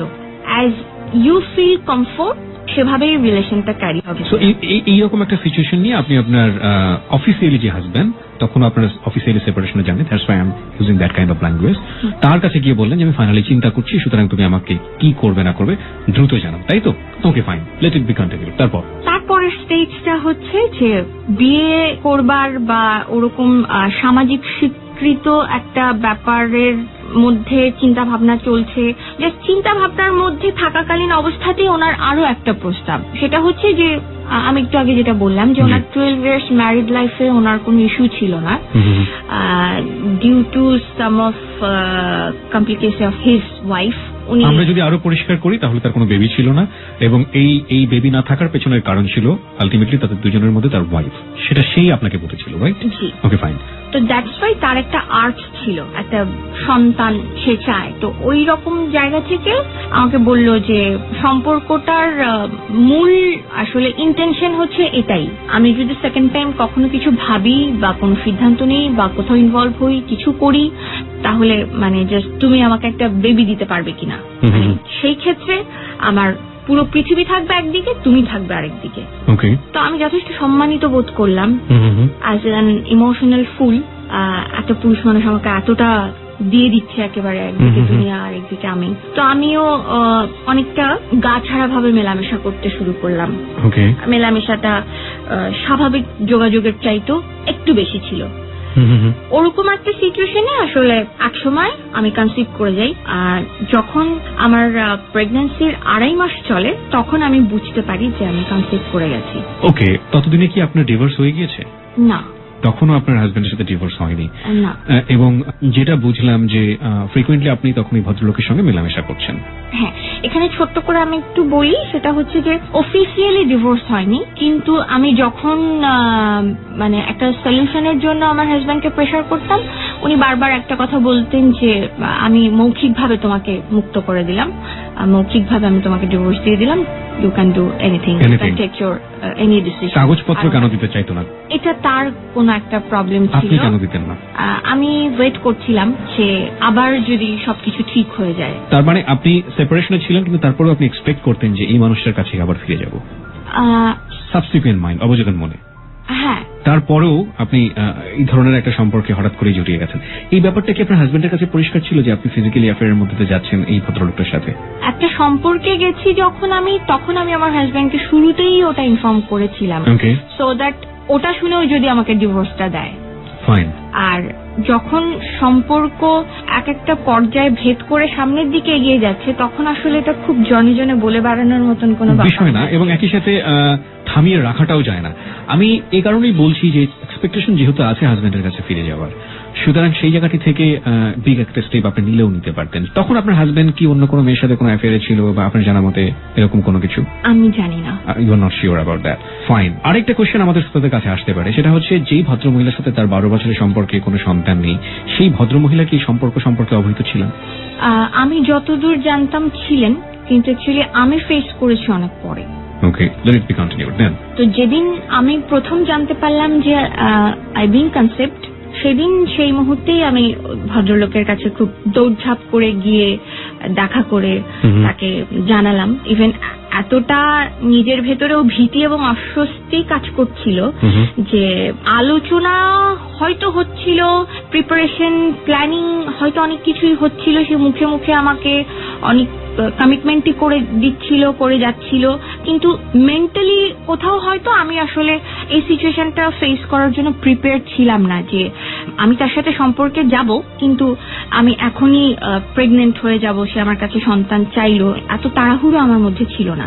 কিন্তু এটা আসলে সামহাউ অ্যাক্সিডেন্টালি হয়ে যায়, আমাদের প্ল্যানিংটা হচ্ছিল সম্পর্কটাকে নিয়ে, সিচুয়েশনটা অ্যাক্সিডেন্টালি হয়ে যায়। যেদিন আমি প্রথম তাকে জানানোর জন্য, আমি নিজেও ইনফ্যাক্ট ওদিনই প্রথম জানতে পারলাম, আমি গিয়ে যখন ভদ্রলোককে জানালাম, আমি আসলে আমি ওই কনফিউশনের জায়গা থেকেই খুব ইনকনফিডেন্ট ছিলাম বলেই আমি যখন ইনফরমেশনটা নিয়ে তার সামনে গেলাম, আমি আসলে তার চোখের দিকে তাকিয়ে কথা বলতে পারছিলাম না, পারিনি। আমাকে চোখ নামিয়েই বলতে হয়েছে যে আমি কনসিভ করে গেছি। ইনফ্যাক্ট সিচুয়েশনটা আরেকটু ডিটেইলে যদি বলি, ব্যাপারটা এরকম ছিল যে আমার প্রেগন্যান্সি টেস্টের স্ট্রিপটা আমি টিস্যুতে পেঁচিয়ে নিয়ে গেছিলাম, সো দ্যাট কোনোভাবে যদি সে নেগেটিভ রিয়াক্ট করে, সে হয়তো বলে ফেলতে পারে যে তুমি আমাকে ব্ল্যাকমেল করার জন্য বলছো, তুমি প্রেগন্যান্ট, ডকুমেন্টস কোথায়? Morning shows the day. ভয়টা কেন যেন আমার মধ্যে কাজ করেছিল বলে ওটা আমি সঙ্গে করে নিয়ে গেছিলাম। এটাই কি ফার্স্ট টাইম আপনার কনসিভ করা? জি। ওকে, ফাইন। তারপর চোখের দিকে তাকিয়ে আমি কথা বলতে পারছিলাম না, যথেষ্ট নার্ভাস ফিল করছিলাম, কারণ ঠিক ওই মুহূর্তের ওপরে ডিপেন্ড করে ওই মুহূর্তের পর মুহূর্তের ডিসিশন গুলো আমাকে নিতে হবে। আমি কথাটা বলে মাথা নিচু করে বসেছিলাম ভদ্রলোকের সামনে, এবং ওনার কোনো অ্যাকশন বা রিয়াকশন ক্রিয়া প্রতিক্রিয়া বিক্রিয়া কোনো কিছুই আসলে আমি ফিল করতে পারলাম না। উনি জাস্ট প্রেগন্যান্সি টেস্টের স্ট্রিপটা নিয়ে টিস্যু পেপারটা টেবিলের ওপর থেকে নিয়ে জানলা দিয়ে ফেলে দিলেন। ফেলে দিয়ে উনি আমাকে জাস্ট বললেন যে চলো বাইরে যাই, তোমাকে বাসায় পৌঁছে দিয়ে আসি।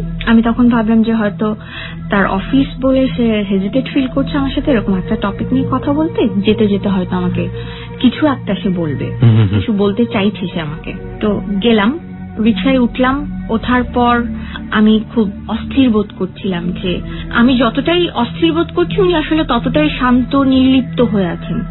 তো ওই জায়গা থেকে আমি খুব উসখুস করতে করতে আমি ওনাকে বললাম যে আমাকে একটা সিগারেট দেওয়া যাবে।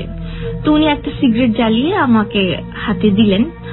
আমি সিগারেটটা নিয়ে জাস্ট ঠোঁটের খুব কাছাকাছি এসেছি যে পাফটা নেব, তখন জাস্ট উনি আমাকে একটাই কথা বললেন যে ঠিক এই সিচুয়েশনে তোমার জন্য সিগারেটটা কি হার্মফুল হবে না। এই রিপ্লাইটা যখন উনি আমাকে দিলেন, ফ্র্যাকশন অফ আ মোমেন্ট আমি This track was downloaded from fusionbd.com. খুব অস্থির চিত্ত থেকে কোন একটা স্ট্যান্ড যেন পেলাম, পায়ের নিচে বোধহয় একটা কিছু ফিল করলাম যে আমি শূন্যতে নাই বোধহয়, এটা বোধহয় কোনো পজিটিভ সাইন।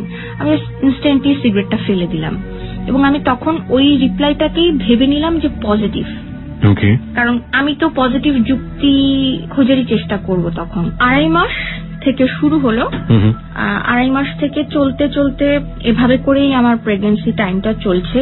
যখন আমার 7.5 মাস চলছে, that time suddenly I started feeling যে যোগাযোগটা খুব প্রাণহীন হয়ে যাচ্ছে, যেখানে এইরকম একটা সময়ে আমাকে অনেক বেশি হয়তো তার টেক কেয়ার করার কথা বা নানান রকম সাপোর্টিভ জায়গা থেকে আমার পাশে থাকার কথা। এই 2.5 মাস থেকে 7.5 মাস মাঝখানে হচ্ছে 5 মান্থ।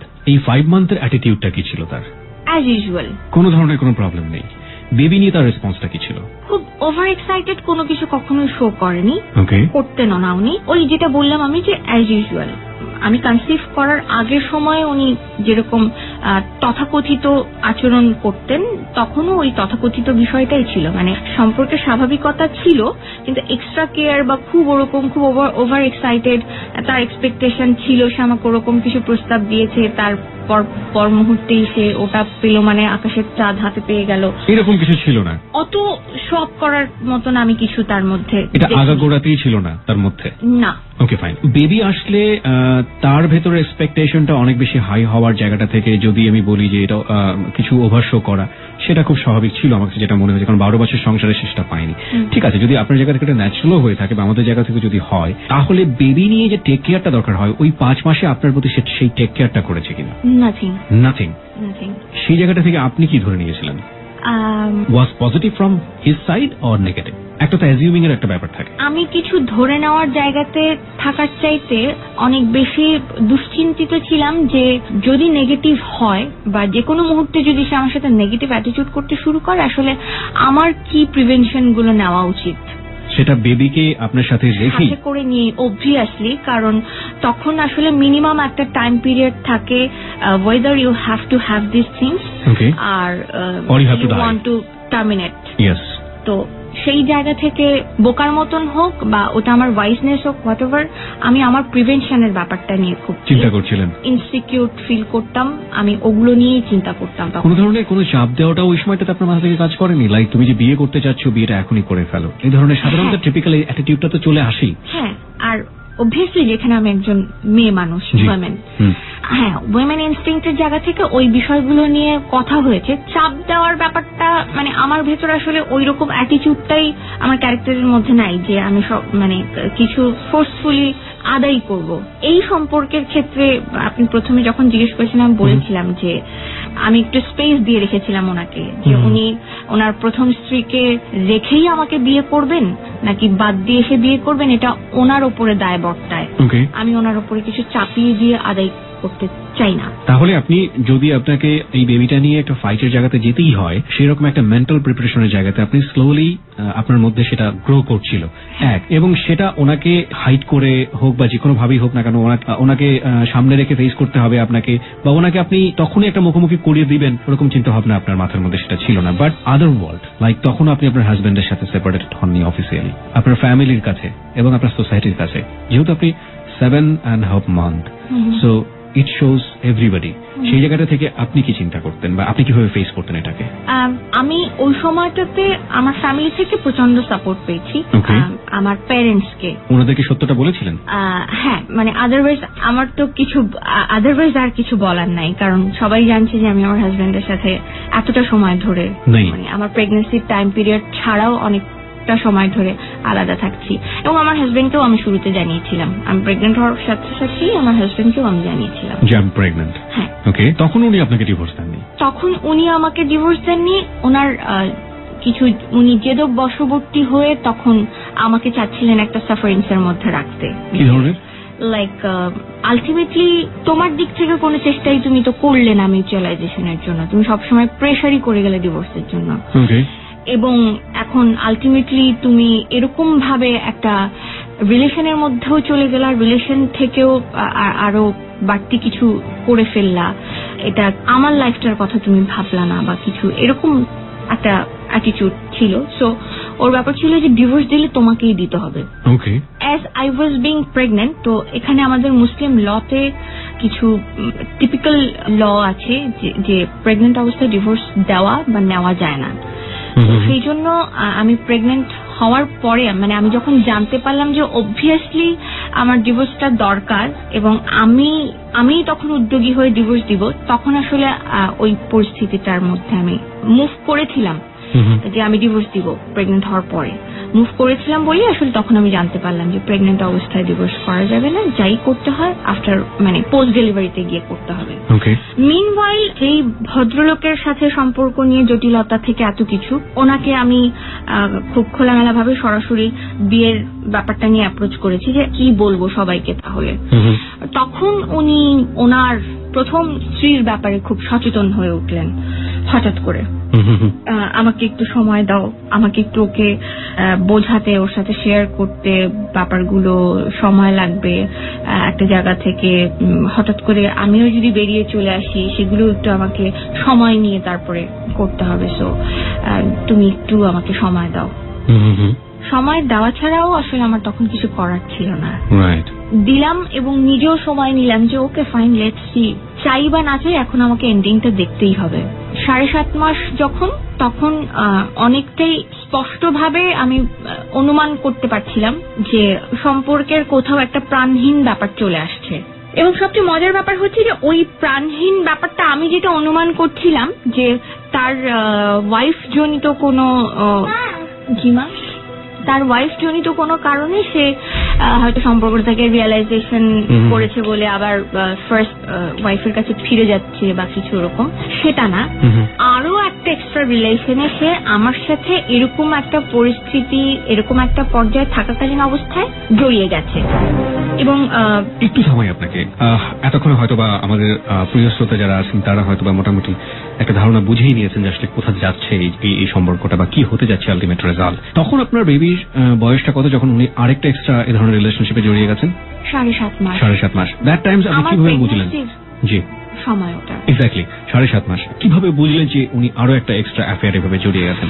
ওই যে আমি বারবার বলছি যে যোগাযোগের মধ্যে প্রাণহীন ব্যাপারটা, দুটো মানুষ পাশাপাশি থাকতে থাকতে তো কিছু অভ্যস্ততা তৈরি হয়। এটা তো আপনার অ্যাজিউমও হতে পারে। এই কারণে হতে পারে না কি যে উনি যেহেতু এখন পর্যন্ত সিদ্ধান্ত নিতে পারছেন না যে আলটিমেটলি ওনার ওয়াইফকে উনি কিভাবে বোঝাবেন, এবং ওনার ওয়াইফকে যে উনি ছাড়বেন না বা আপনার জায়গা থেকে ছাড়ার ব্যাপারে কোনো জোর চাপ ছিল না, সেটাও তো মোটামুটি পরিষ্কার এই জায়গাটাতে। তো এমন কি হতে পারে না যে উনি খুব হার্ড একটা রিয়েলিটি ফেস করতে যাচ্ছেন, যে কারণে আপনার সাথে একটা দূরত্ব তৈরি করার চেষ্টা করছেন? সেটাকেই আপনি কি এক্সট্রা অন্য কোনো অ্যাফেয়ারের দিকে অ্যাজিউম করছেন? প্রথমেই তো ব্যাপারটা আমার অ্যাজিউমই ছিল তার আচরণগুলো দেখে। অ্যাজিউমটা যখন প্র্যাকটিক্যালি আমি ফেস করলাম, ওটা তো আমাকে ফেস করতে হলো। মানে যদিও সেটা আমার অনুমান ছিল বা যেটাই ছিল, আলটিমেটলি আমার অনুমানটার অস্তিত্ব ছিল। মানে হয়তো আমি এটা আমার ফেট হতে পারে যে লাকিলি অস্তিত্বটা আমার সামনে উঠে চলে এসেছে, আপনি প্রুফ পেয়েছেন। রাইট। তখন আমি বুঝে গেছিলাম আসলে যে ultimately what is waiting for you. হ্যাঁ, তারপরেও আসলে আমি তখন চেষ্টাটা চালাচ্ছিলাম যে এখন আমার আসলে তাকে ফোর্স করার একটা ব্যাপার বোধহয় চলে এসছে, কারণ অনেক ডাইজেস্ট করলাম, অনেক স্পেসও দিলাম। তো স্পেস দিলে আসলে মানুষ স্পেস ইউজ করে চলে যায়। বা ওই সম্ভাবনাটা খুব সহজ থাকে। তো এখন আমাকে আসলে একটু হার্ড হতে হবে। আমি একটু তাকে হার্ড টাইম দিলাম। কথাবার্তা বলা, সম্পর্কে জড়িয়ে পড়া, এই ব্যাপারগুলো স্বীকার অস্বীকার নিয়ে নানা রকম টানাপোড়েন চলতে চলতেই আসলে আমার খুব 11th আওয়ার চলে আসলো। আমার ডেলিভারি টাইমটা কাছাকাছি চলে আসলো। আমার ডেলিভারি হলো, দ্যাট ওয়াজ 21 ফেব্রুয়ারি। 21 ফেব্রুয়ারিতে আমার মেয়ে ভূমিষ্ঠ হলো, আর যে কারণেই ওর নাম আমার রাখা ভাষা। মানে এই যে ভাষাকে আমরা আজকে এখানে পেয়েছি, ও হচ্ছে সেই ভাষা। ফাইন। সেই সময়টাতে যখন ডেলিভারি হচ্ছে, আপনি তো হার্ড হয়ে গিয়েছেন ভদ্রলোকের প্রতি, সেই সময়টাতে তার মুভমেন্টটা কি ছিল? মানে বরাবরের মতনই স্কিপিং টেন্ডেন্সি। বেবি আসার পরে তার অ্যাটিটিউডটা, উনি কি ছিলেন আপনার ডেলিভারি যখন হচ্ছিল? অবভিয়াসলি না, টোটালি আমি একদম একা ফেস করেছি সবকিছু। Nobody help. আমার ফ্যামিলি ছিল, আমার ফ্যামিলি সাপোর্টটা তখন আমি মেন্টালি, এনভায়রনমেন্টালি পেয়েছি। ওকে। যদিও একটা ছোট্ট কনভারসেশন বা কমিটমেন্ট হয়েছিল ওনার সাথে আমার, যে আমি ওনাকে জাস্ট ওটা খুব ইমোশনাল জায়গা থেকে রিকোয়েস্ট করেছিলাম যে ডিসিশন নেওয়ার সময় এখনো ফুরিয়ে যায়নি। যেহেতু ডিসিশন না নেওয়া অবস্থাতেই আমাকে এই অবস্থায় সবকিছু ফেস করতে হচ্ছে, আমার ফ্যামিলি, সমাজ, আমার কলিগ, আমার কর্মক্ষেত্র বা সবকিছু। তো আলটিমেটলি আমাকে তখন কোয়েশ্চেন ফেস করতে হয়েছে, উত্তর দিতে হয়েছে। পোস্ট ডেলিভারিতে যাওয়ার পরেও আসলে ডিসিশন যে কোনো মুহূর্তে নিয়ে হয়তো বিয়ে থার ব্যাপার বা ওরকম কোনো পজিটিভ চিন্তা করা যেতেই পারে।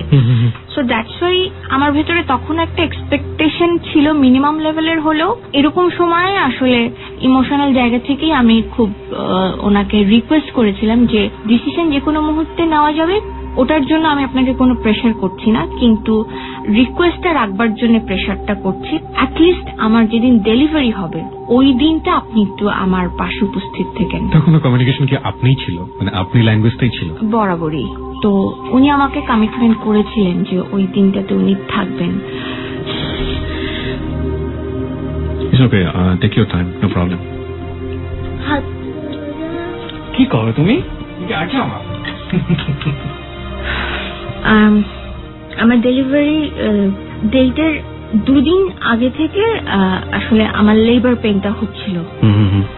আমার ডাক্তারের সাজেশন অনুযায়ী এবং আমার চাওয়া অনুযায়ী আসলে খুব চেষ্টা চালিয়ে যাওয়া হচ্ছিল যাতে নর্মাল ডেলিভারিটা হয়। এবং আমার কিছুটা ব্যাক অফ দ্য মাইন্ডে আমার একটা ইন্টেনশনও কাজ করেছিল যে আমি তাকে যে রিকোয়েস্টটা করেছি সেই কমিটমেন্টটার রিপ্লাইটা কি হবে, আসলে রিপ্লাইটা জানার জন্য আমি 2.5 দিন লেবার পেইন সহ্য করেছি। 21 তারিখ দুপুর বেলায় যখন আমি আসলে তাকে রিচ করতে পারছি না, ফোনটা বন্ধ ছিল, অসহ্য।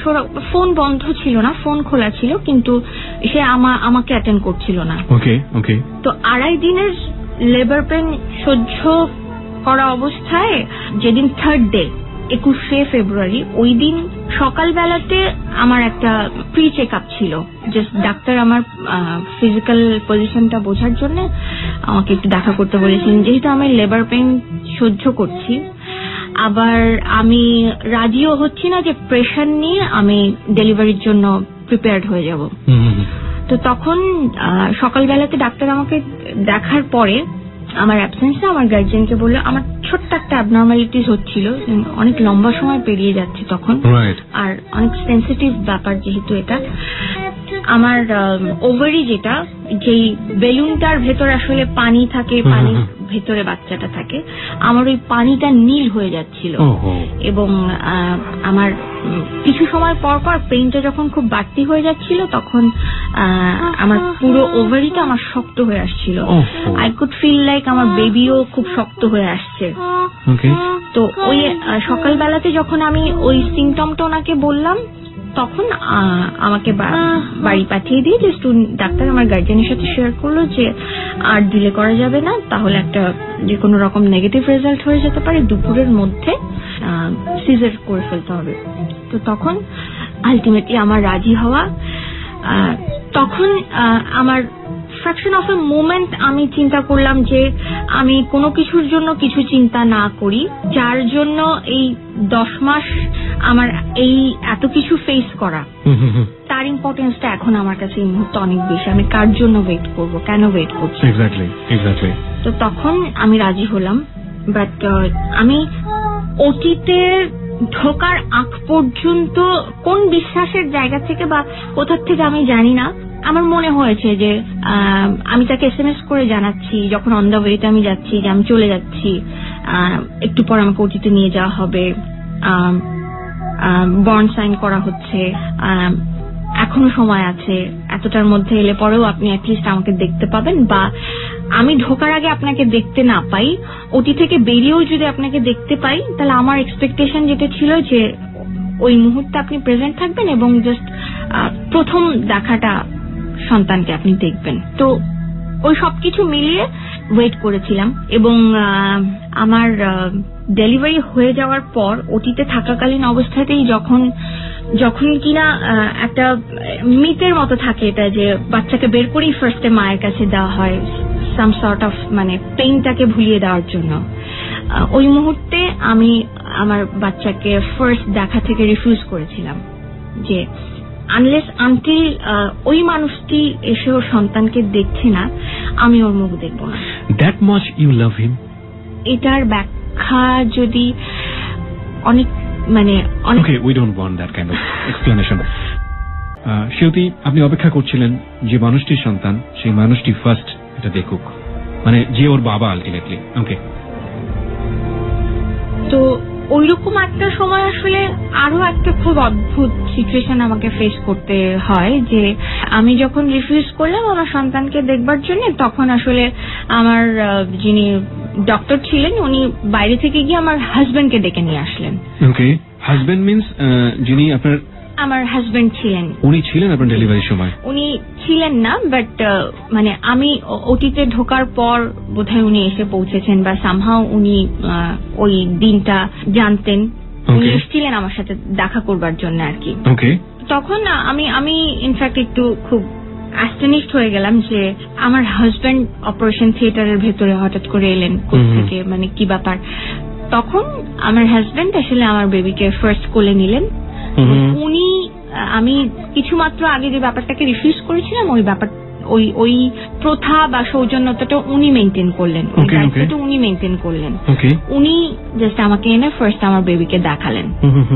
তো তখন আমি জাস্ট একটা কাজ করেছিলাম, আমি খুব সাবলীল ভাবে আমার হাজবেন্ডকেই বলেছিলাম যে আমাকে একটু ওর চেহারার চাইতে বেশি ইম্পর্টেন্ট হচ্ছে, আমি অনেক বেশি দেখার জন্য অস্থির হয়েছিলাম ওর হাত পায়ের আঙুলগুলো।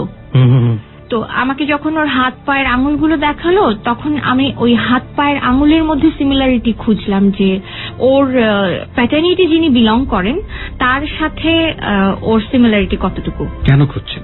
ওইটা হয়তো আমার একটা সাইকোলজিক্যাল ব্যাপার ছিল, ওই মুহূর্তে হয়তো আমার মন চেয়েছিল বা কিছু, বা আমার হয়তো ওই কিউরিওসিটিটা কাজ করেছিল যে আসলে কতটা মিল, এটাই। তারপর আমাকে ওটি থেকে বের করে যখন কেবিনে দেওয়া হলো, আমরা এখান থেকে বেরিয়ে তারপর খাবো মা। আমাকে যখন ওটি থেকে বের করে কেবিনে দেওয়া হলো তখন I got my cellphone in my hand. আমি তখন একটা সুযোগ পেলাম ওনার সাথে কমিউনিকেট করবার চেষ্টাটা করার। আমি তখন ওনাকে আবার ফোন করলাম, SMS দিলাম। অনেকবার চেষ্টা করার পর এবং ওনাকে পার্টিকুলার একটা SMS দেওয়ার পর যে বিকেল 4:10 আমার একটি কন্যা সন্তান হয়েছে, এই SMS টি পাঠানোর পর আবার যখন আমি ফোন করলাম তখন আসলে উনি ফোনটা পিক করলেন। তারপরে ফোনে যখন আমি ওনাকে পেলাম আমি ওনাকে বললাম যে আপনার একটা মেয়ে হয়েছে। তো উনি তখন বলল যে আজকে তুমি একজন সম্পূর্ণ নারী হলে, কন্যা, জায়া, জননী, তুমি পরিপূর্ণ একজন নারী হলে, কংগ্রাচুলেশনস, ওর জন্য আমার অনেক দোয়া থাকলো, তোমরা ভালো থাকো বলেই যে উনি লাইনটা কেটে দিলেন। তারপর থেকে ওনার সাথে আমি আমার মতন করে আমার দিক থেকে কখনোই কোনো যোগাযোগ করতে পারিনি।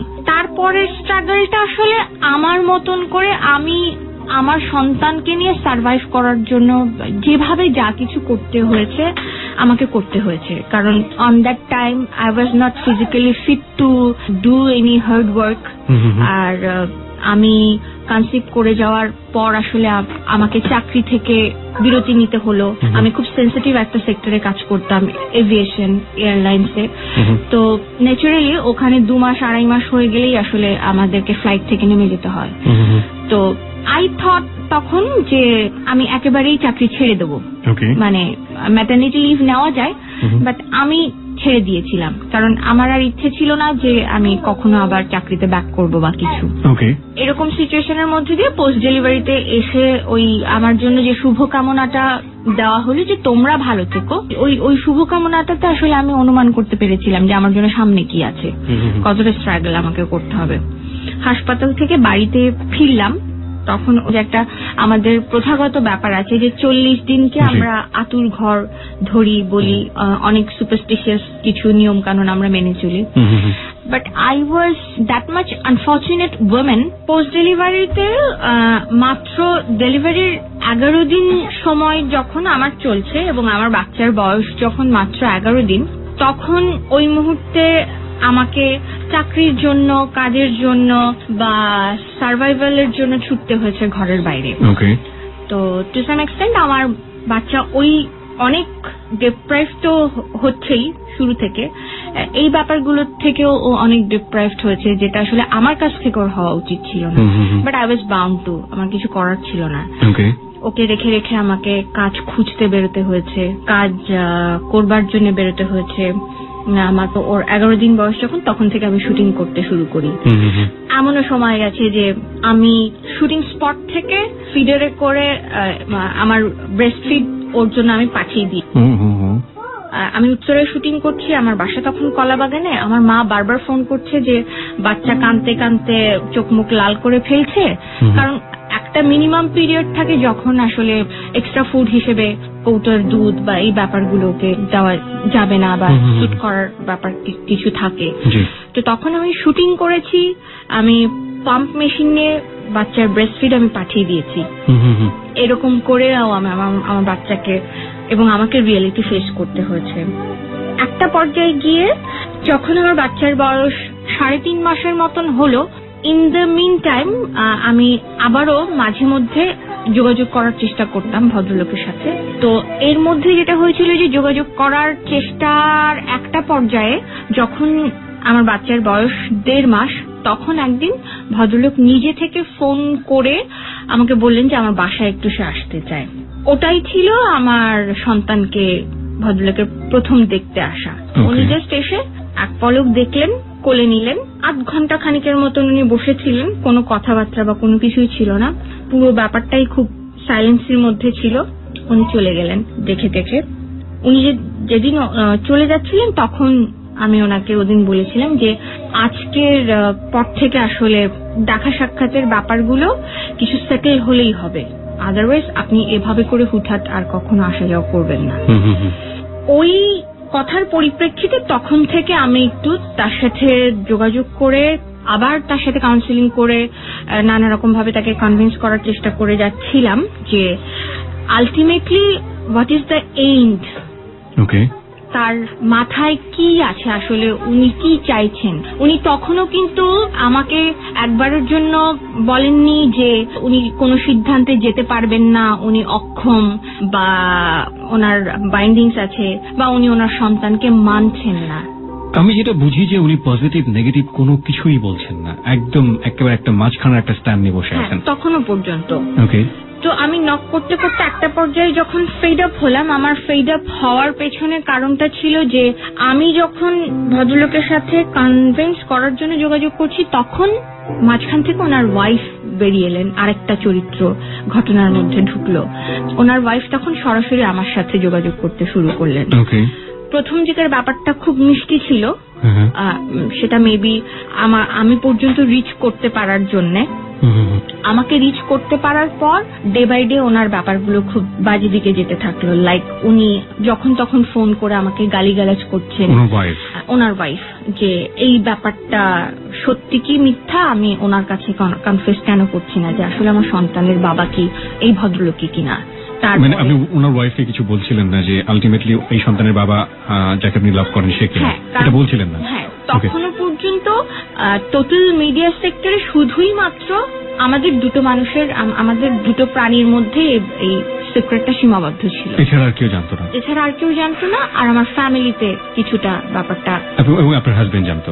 জি। ওকে। যখন আমাকে গালিগালাজ করছে, বাজে বিহেভ করছে, মানে একদম মানে আমাকে আমার অবস্থানগত জায়গা থেকে কত সহজে কি কি শব্দ ব্যবহার করে যে মুহূর্তের মধ্যে নামিয়ে ফেলছে, মানে ওটা আমি এখনো ভাবলে পরে আসলে আমার মানে গা শিউরে ওঠে যে আমি একটা মানুষ এত সাফার করে, এত কিছু ফেস করে এসে, এত কিছু হজম করে এসে আমি এখনো এক্সপেকটেশন নিয়ে বসে আছি, সেখানে আমাকে আবার উল্টো মেন্টালি হ্যামার করা হচ্ছে। অ্যাট দ্য সেম টাইম আমার বাবা মাকে বিরক্ত করা শুরু হলো। আমার বাবা মার কাছে নানা রকম ন্যাগিংস আসা শুরু হলো, নানা রকম থ্রেট আসা শুরু হলো। তখন আলটিমেটলি আমি চিন্তা করলাম ওনার ওয়াইফের আচরণগুলোর জন্য যে আমাকে আসলে এখন একটু লিগ্যাল স্টেপে যেতে হবে। ওকে ওকে।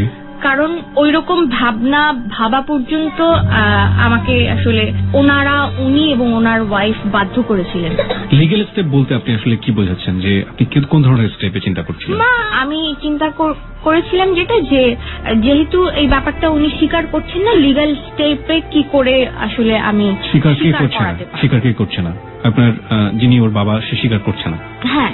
উনি কি আপনাকে ডিরেক্টলি বললেন একটা স্টেজে এসে যে না আমি ওর বাবা না? হ্যাঁ, মানে যখন ওনার ওয়াইফ ইনভলভ হলেন, ওকে, তারপরে মানে একটা পর্যায়ে ওনার ওয়াইফ যখন ইনভলভ হলেন, গালিগালাজ করছেন, আমার ফ্যামিলিকে বদল করে ফেলছেন, আমি ওনার ওয়াইফকে কনফেস করে দিয়েছিলাম যে this is the ultimate story. Okay. তো তখন ওনার ওয়াইফ নানা রকম ভাবে ওনাকে একটু ঝামেলা করেছে, নানা রকম ভাবে একটা কাছে থাকা মানুষকে অনেক সহজে যেভাবে করা যায় মোটিভেট করে ফেলা যায়, তো যেটা আমার পক্ষে সম্ভব হচ্ছিল না অনেক দূরত্বের কারণে। এবং তার হাজবেন্ড তার ওয়াইফের কাছে সম্মান টিকিয়ে রাখার জন্য বা যে কোনো ভয় ভীতি, সম্মান বোধ, অপমান বোধ, ওগুলো পার্সোনালিটির কথা চিন্তা করে হয়তো মাথা নত করবেন না জন্য ওরকম একটা স্ট্যান্ড নিয়ে নিলেন, যে উনি তখন অস্বীকার করলেন যে না এটা একদম আমাকে একটা বদনাম দেওয়ার জন্য এখন এই ধরনের কথাবার্তা বলছে। আমার ও চেয়েছিল আমাকে বিয়ে করতে, এখন আমার সংসারে আগুন লাগিয়ে চাচ্ছে যে আমার সংসারটা ভাঙুক, তাহলে পরে ওর জন্য হয়তো সুবিধা হবে। এই ধরনের কথাবার্তাগুলো যখন সে যেই মানুষটার সাথে আসলে আমার টোটাল বিষয়টা নিয়ে লেনদেন, ওই মানুষটিই বলতে শুরু করলে, আমি ফিল করতে লাগলাম যে আমার মানুষটিই আমার নেই। তো তখন আমি একটু এগ্রেসিভ হয়ে গেলাম যে এখন আসলে আমাকে কিছু করতে হবে। কিছু করা বলতে, ও যেহেতু অস্বীকার করেই ফেলেছে একবার যে আমি মিথ্যে কিছু চাপাচ্ছি, তো এটাকে তাহলে আমার স্বীকার করানোর উপায় বলতে তো আমার হাতে উপায় কিছু নেই, আমাকে লিগালি এগোতে হবে। তখন আমি লিগালি এগোলাম। আমাকে প্রচন্ড রকম গালিগালাজ করা হলো ফোনে। একই সময়ে ওয়াইফের হাত থেকে হাজবেন্ড ফোন নিয়ে গালিগালাজ করছে, আবার হাজবেন্ডের হাত থেকে ওয়াইফ ফোন নিয়ে গালিগালাজ করছে। হ্যাঁ, আমি একটা মানুষ, এপাশে ফোন ধরে আমি শুধু শুনেই যাচ্ছি। দুজনই গালিগালাজ করছে। আমার অপরাধ হচ্ছে হাজবেন্ডের জায়গা থেকে যে আমার ওয়াইফ ফোন করেছে, তুমি মানে ও ওয়াইফের সামনে বলছে না যে তুমি সত্যটা কেন বলেছো, ও ওই পার্সপেক্টিভ থেকে কথা বলছে যে তুমি এই ধরনের কথা বললে কেন। আর ওয়াইফ বলছে মানে কতটা নোংরা মেয়ে মানুষ হলে নিজের চরিত্র হনন করে হলেও এই ধরনের কথা ছড়িয়ে বেড়ায়। ওকে ওকে। আমার চোখের সামনে আমার সন্তান বিছানায় শোয়া, আর আমার সন্তানের পিতৃত্ব যিনি আসলে বিলং করেন সেই মানুষ আমাকে ফোনে এভাবে বলছে আমি একটা অ্যান অ্যাসোল, আমি জাস্ট দাঁড়িয়ে দাঁড়িয়ে ওগুলো শুনছি, ওগুলো ফেস করছি। After all this things I have been facing. তো তখন আমি একটু রিভেঞ্জিভ হলাম, আমি একটু এগ্রেসিভ হলাম। আমি জাস্ট একটা কথা ওনাকে খুব ভদ্রভাবে ফোনে খুব শান্ত গলায় বললাম যে যতটা আপনি বাড়লেন আমাকে আসলে কিছুটা হলেও এবার এগুতে হবে, মানে আপনাকে আমার ধরতে হবে, আপনি অনেক বেশি দূরে চলে গেছেন। এই গালিগালাজগুলোর উত্তর আমি দেব, আমি এগোই, আপনার সামনে যখন আসবো দেব। আমি তখন সামহাও আমার হোম টাউন যেখানে, ওখানে ছিলাম। ওখান থেকে ঠিক তার পরদিন সকালবেলাতেই আমি ঢাকায় ব্যাক করলাম। ওদিন থেকেই জাস্ট আমার হাঁটা শুরু হলো। আমি জীবনে কোনোদিন থানা দেখিনি, পুলিশ ইউনিফর্মে চিনেছি, কখনো কোনো পুলিশের সাথে আমাকে সরাসরি ফেস করতে হয়নি, আমি কথা বলিনি। লয়ারদের সাথে কথা বলতে গেলে আমার গা হাত পা কেঁপেছে। আমার কেস হিস্ট্রি প্রথমে বলতে হয়েছে তখন কেস হিস্ট্রি শুনে সবাই আমাকে বলেছে যে আমি আমার উইদাউট কনসেন্টে রেপড হয়েছি। এবং এই গল্পগুলো যখন বারবার আমাকে লয়ার, থানা, পুলিশ এই জায়গাগুলোতে যে বলতে হয়েছে, আমার কাছে মনে হয়েছে যে যতবার আমি গল্প বলেছি ততবারই আমি রেপড হয়েছি। তারপরে আমি ভিকটিম সাপোর্ট সেন্টারে আমি খুব এই জায়গা থেকে খুব লাকি যে আমি খুব স্ট্রং কিছু স্ট্যান্ড পেয়েছিলাম। আমার পাশে খুব বড় বড় কিছু মানুষ এসে দাঁড়িয়েছিলেন, আমাকে অ্যাডভাইস করেছিলেন, আমাকে সহযোগিতা করেছিলেন এই মামলা মোকদ্দমার ব্যাপারগুলো বোঝাতে, ওয়েগুলো দেখাতে। আমি ভিকটিম সাপোর্ট সেন্টারে গেলাম, সেখান থেকে সালিশি বৈঠকের জন্য তাকে প্রথম ডাকা হলো। তখন 2বার চিঠি পাঠানোর পরে 3বারের বার সে আসলো। এসে উনি বললেন যে আমরা এটা পার্সোনাল লয়ার নিয়ে মিউচুয়াল করব। আমি তো একবারও বলিনি যে আমি মিউচুয়াল করব না, কিন্তু এভাবে মানে ভিকটিম সাপোর্ট সেন্টার, থানা, পুলিশের মধ্যে এরকম করে বসে এত নোংরা ভাবে না। আমি পার্সোনাল লয়ার নিয়ে, যার পার্সোনাল লয়ার নিয়ে বসে এটা অ্যামিকেবল সেটেলমেন্ট করব। তো আমি তখন ইনস্ট্যান্টলি আমার লয়ারের সাথে কথা বললাম। আমার লয়ার খুব উৎসাহিত হয়ে আমাকে বললেন যে তুমি রাজি হয়ে যাও, ওইটাই সবচেয়ে ভালো হবে। আমি ওকে একটু অবজার্ভ করতে পারবো, আমি ওকে রিড করতে পারবো, ও আলাদা করেই বসুক। তো তখন একটা ডেট ফিক্স করে আমরা পার্সোনাল লয়ার নিয়ে বসলাম। দ্যাট মিনস হচ্ছে আমি 2টো স্টেজ পার করলাম, ভিকটিম সাপোর্ট সেন্টার, লয়ার, এবং লয়ারের কাছে যেদিন বসলাম সেদিন ওনার লয়ার এবং উনি দুজন মিলে কথা বলছেন। বাট সিস্টেমেটিক ওয়েটা হচ্ছে যে যখন সালিশি বৈঠকে বসা হয় তখন আসলে লয়ার টু লয়ার কথা হয়। আমার লয়ার আমাকে বিন্দুমাত্র কোনো টু শব্দটি করতে দেননি, আর ওনার লয়ার এবং উনি সমানে আমার সামনে এবং আমার লয়ারের সামনে বসে আমার চরিত্রকে যেভাবে পোস্টমর্টেম করলেন, তো ফিজিক্যালি রেপ হওয়ার চাইতে ওটা অনেক বেশি জঘন্য ছিল। ওই সিচুয়েশনটাও আমাকে ফেস করতে হয়েছে, আমাকে টলারেট করতে হয়েছে, just only because of the rights of my baby. ওগুলো আমাকে আরো বেশি জেদ তৈরি করলো ভেতরে ভেতরে, যে এগুলো যখন আমাকে শুনতেই হচ্ছে, অ্যাট এনি কস্ট আমি ট্রুথটাকে বের করব, তার জন্য আমাকে যা করতে হয়। তো ওই যে ছোটবেলায় মার বকুনি থেকে জেদ হতো, হাত পা কেটে ফেলতাম, ওই জেদটা আসলে এখন আমাকে মানে আমার খুব কাছের মানুষ, ওই প্রসঙ্গগুলোতে আমি যেতেও পারছি না। আজকে ইনফ্যাক্ট আমার খুব ওই কাছের মানুষটি, আমি ছোট্ট করে একটু বলি, যার জন্য আমি আবার দ্বিতীয়বার জীবন পেয়েছি, ওই মানুষটি আজকে আমাকে রিয়ালাইজ করছে যে একসময় নেগেটিভ জেদগুলো আসলে আজকে আমি যে সার্ভাইভ করছি, ওই জেদগুলো আমাকে পজিটিভলি সার্ভাইভ করাচ্ছে, সার্ভাইভ করতে শিখিয়েছে। সো দ্যাটস দ্য রিজন আমি সার্ভাইভ করছি এবং আমি আমার সন্তানকে সার্ভাইভ করাতে পারছি।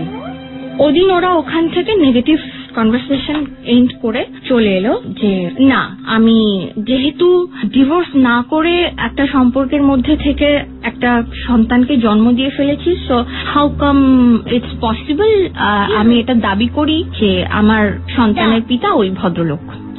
তো তখন আমার লয়ার বলে যে এটা খুব সিম্পল, এটা ডিএনএ টেস্ট করলেই প্রুভ হয়ে যাবে। এখন আপনি কি চান, ডিএনএ টেস্ট করতে চান? তো উনি বলে যে হ্যাঁ আমি ডিএনএ টেস্ট করতে চাই। আমার লয়ার খুব হেসে দিয়ে তখন বললো যে আপনি তো না বুঝেই কথাটা বলে ফেললেন যে ডিএনএ টেস্ট করতে হবে। ডিএনএ টেস্ট করতে গেলে কি করতে হবে আপনার জানা আছে? ডিএনএ টেস্ট করতে গেলে আসলে এটা একটা মামলা হতে হবে, মামলাটা কোর্টে উঠতে হবে, কোর্ট অনুমতি দেবে যেটা ডিএনএ টেস্ট হবে, দেন ডিএনএ টেস্ট হবে। আর মামলাটা যখন হবে তখন আসলে আপনি একজন ক্রিমিনাল হবেন, কারণ কেসটা তখন আপনার এগেনস্টে এই সেকশনের মধ্যে পড়ে যাবে যে আপনি আসলে উইদাউট কনসেন্টে রেপ করেছেন। You are a criminal like you are a rapist. তো ঠিক আছে, তাহলে আমরা আমাদের মতন করে প্রিপারেশন নেই, আপনারা আপনাদের মতন করে প্রিপারেশন নেন। তার 1 থেকে 2 সপ্তাহের মধ্যে আমি মামলার জন্য সবকিছু রেডি করলাম, আমি মামলা করলাম। মামলা করার জন্য আমাকে পুলিশ হেডকোয়ার্টার থেকে শুরু করে সব সেক্টরের মানুষগুলোকে ফেস করতে হয়েছে।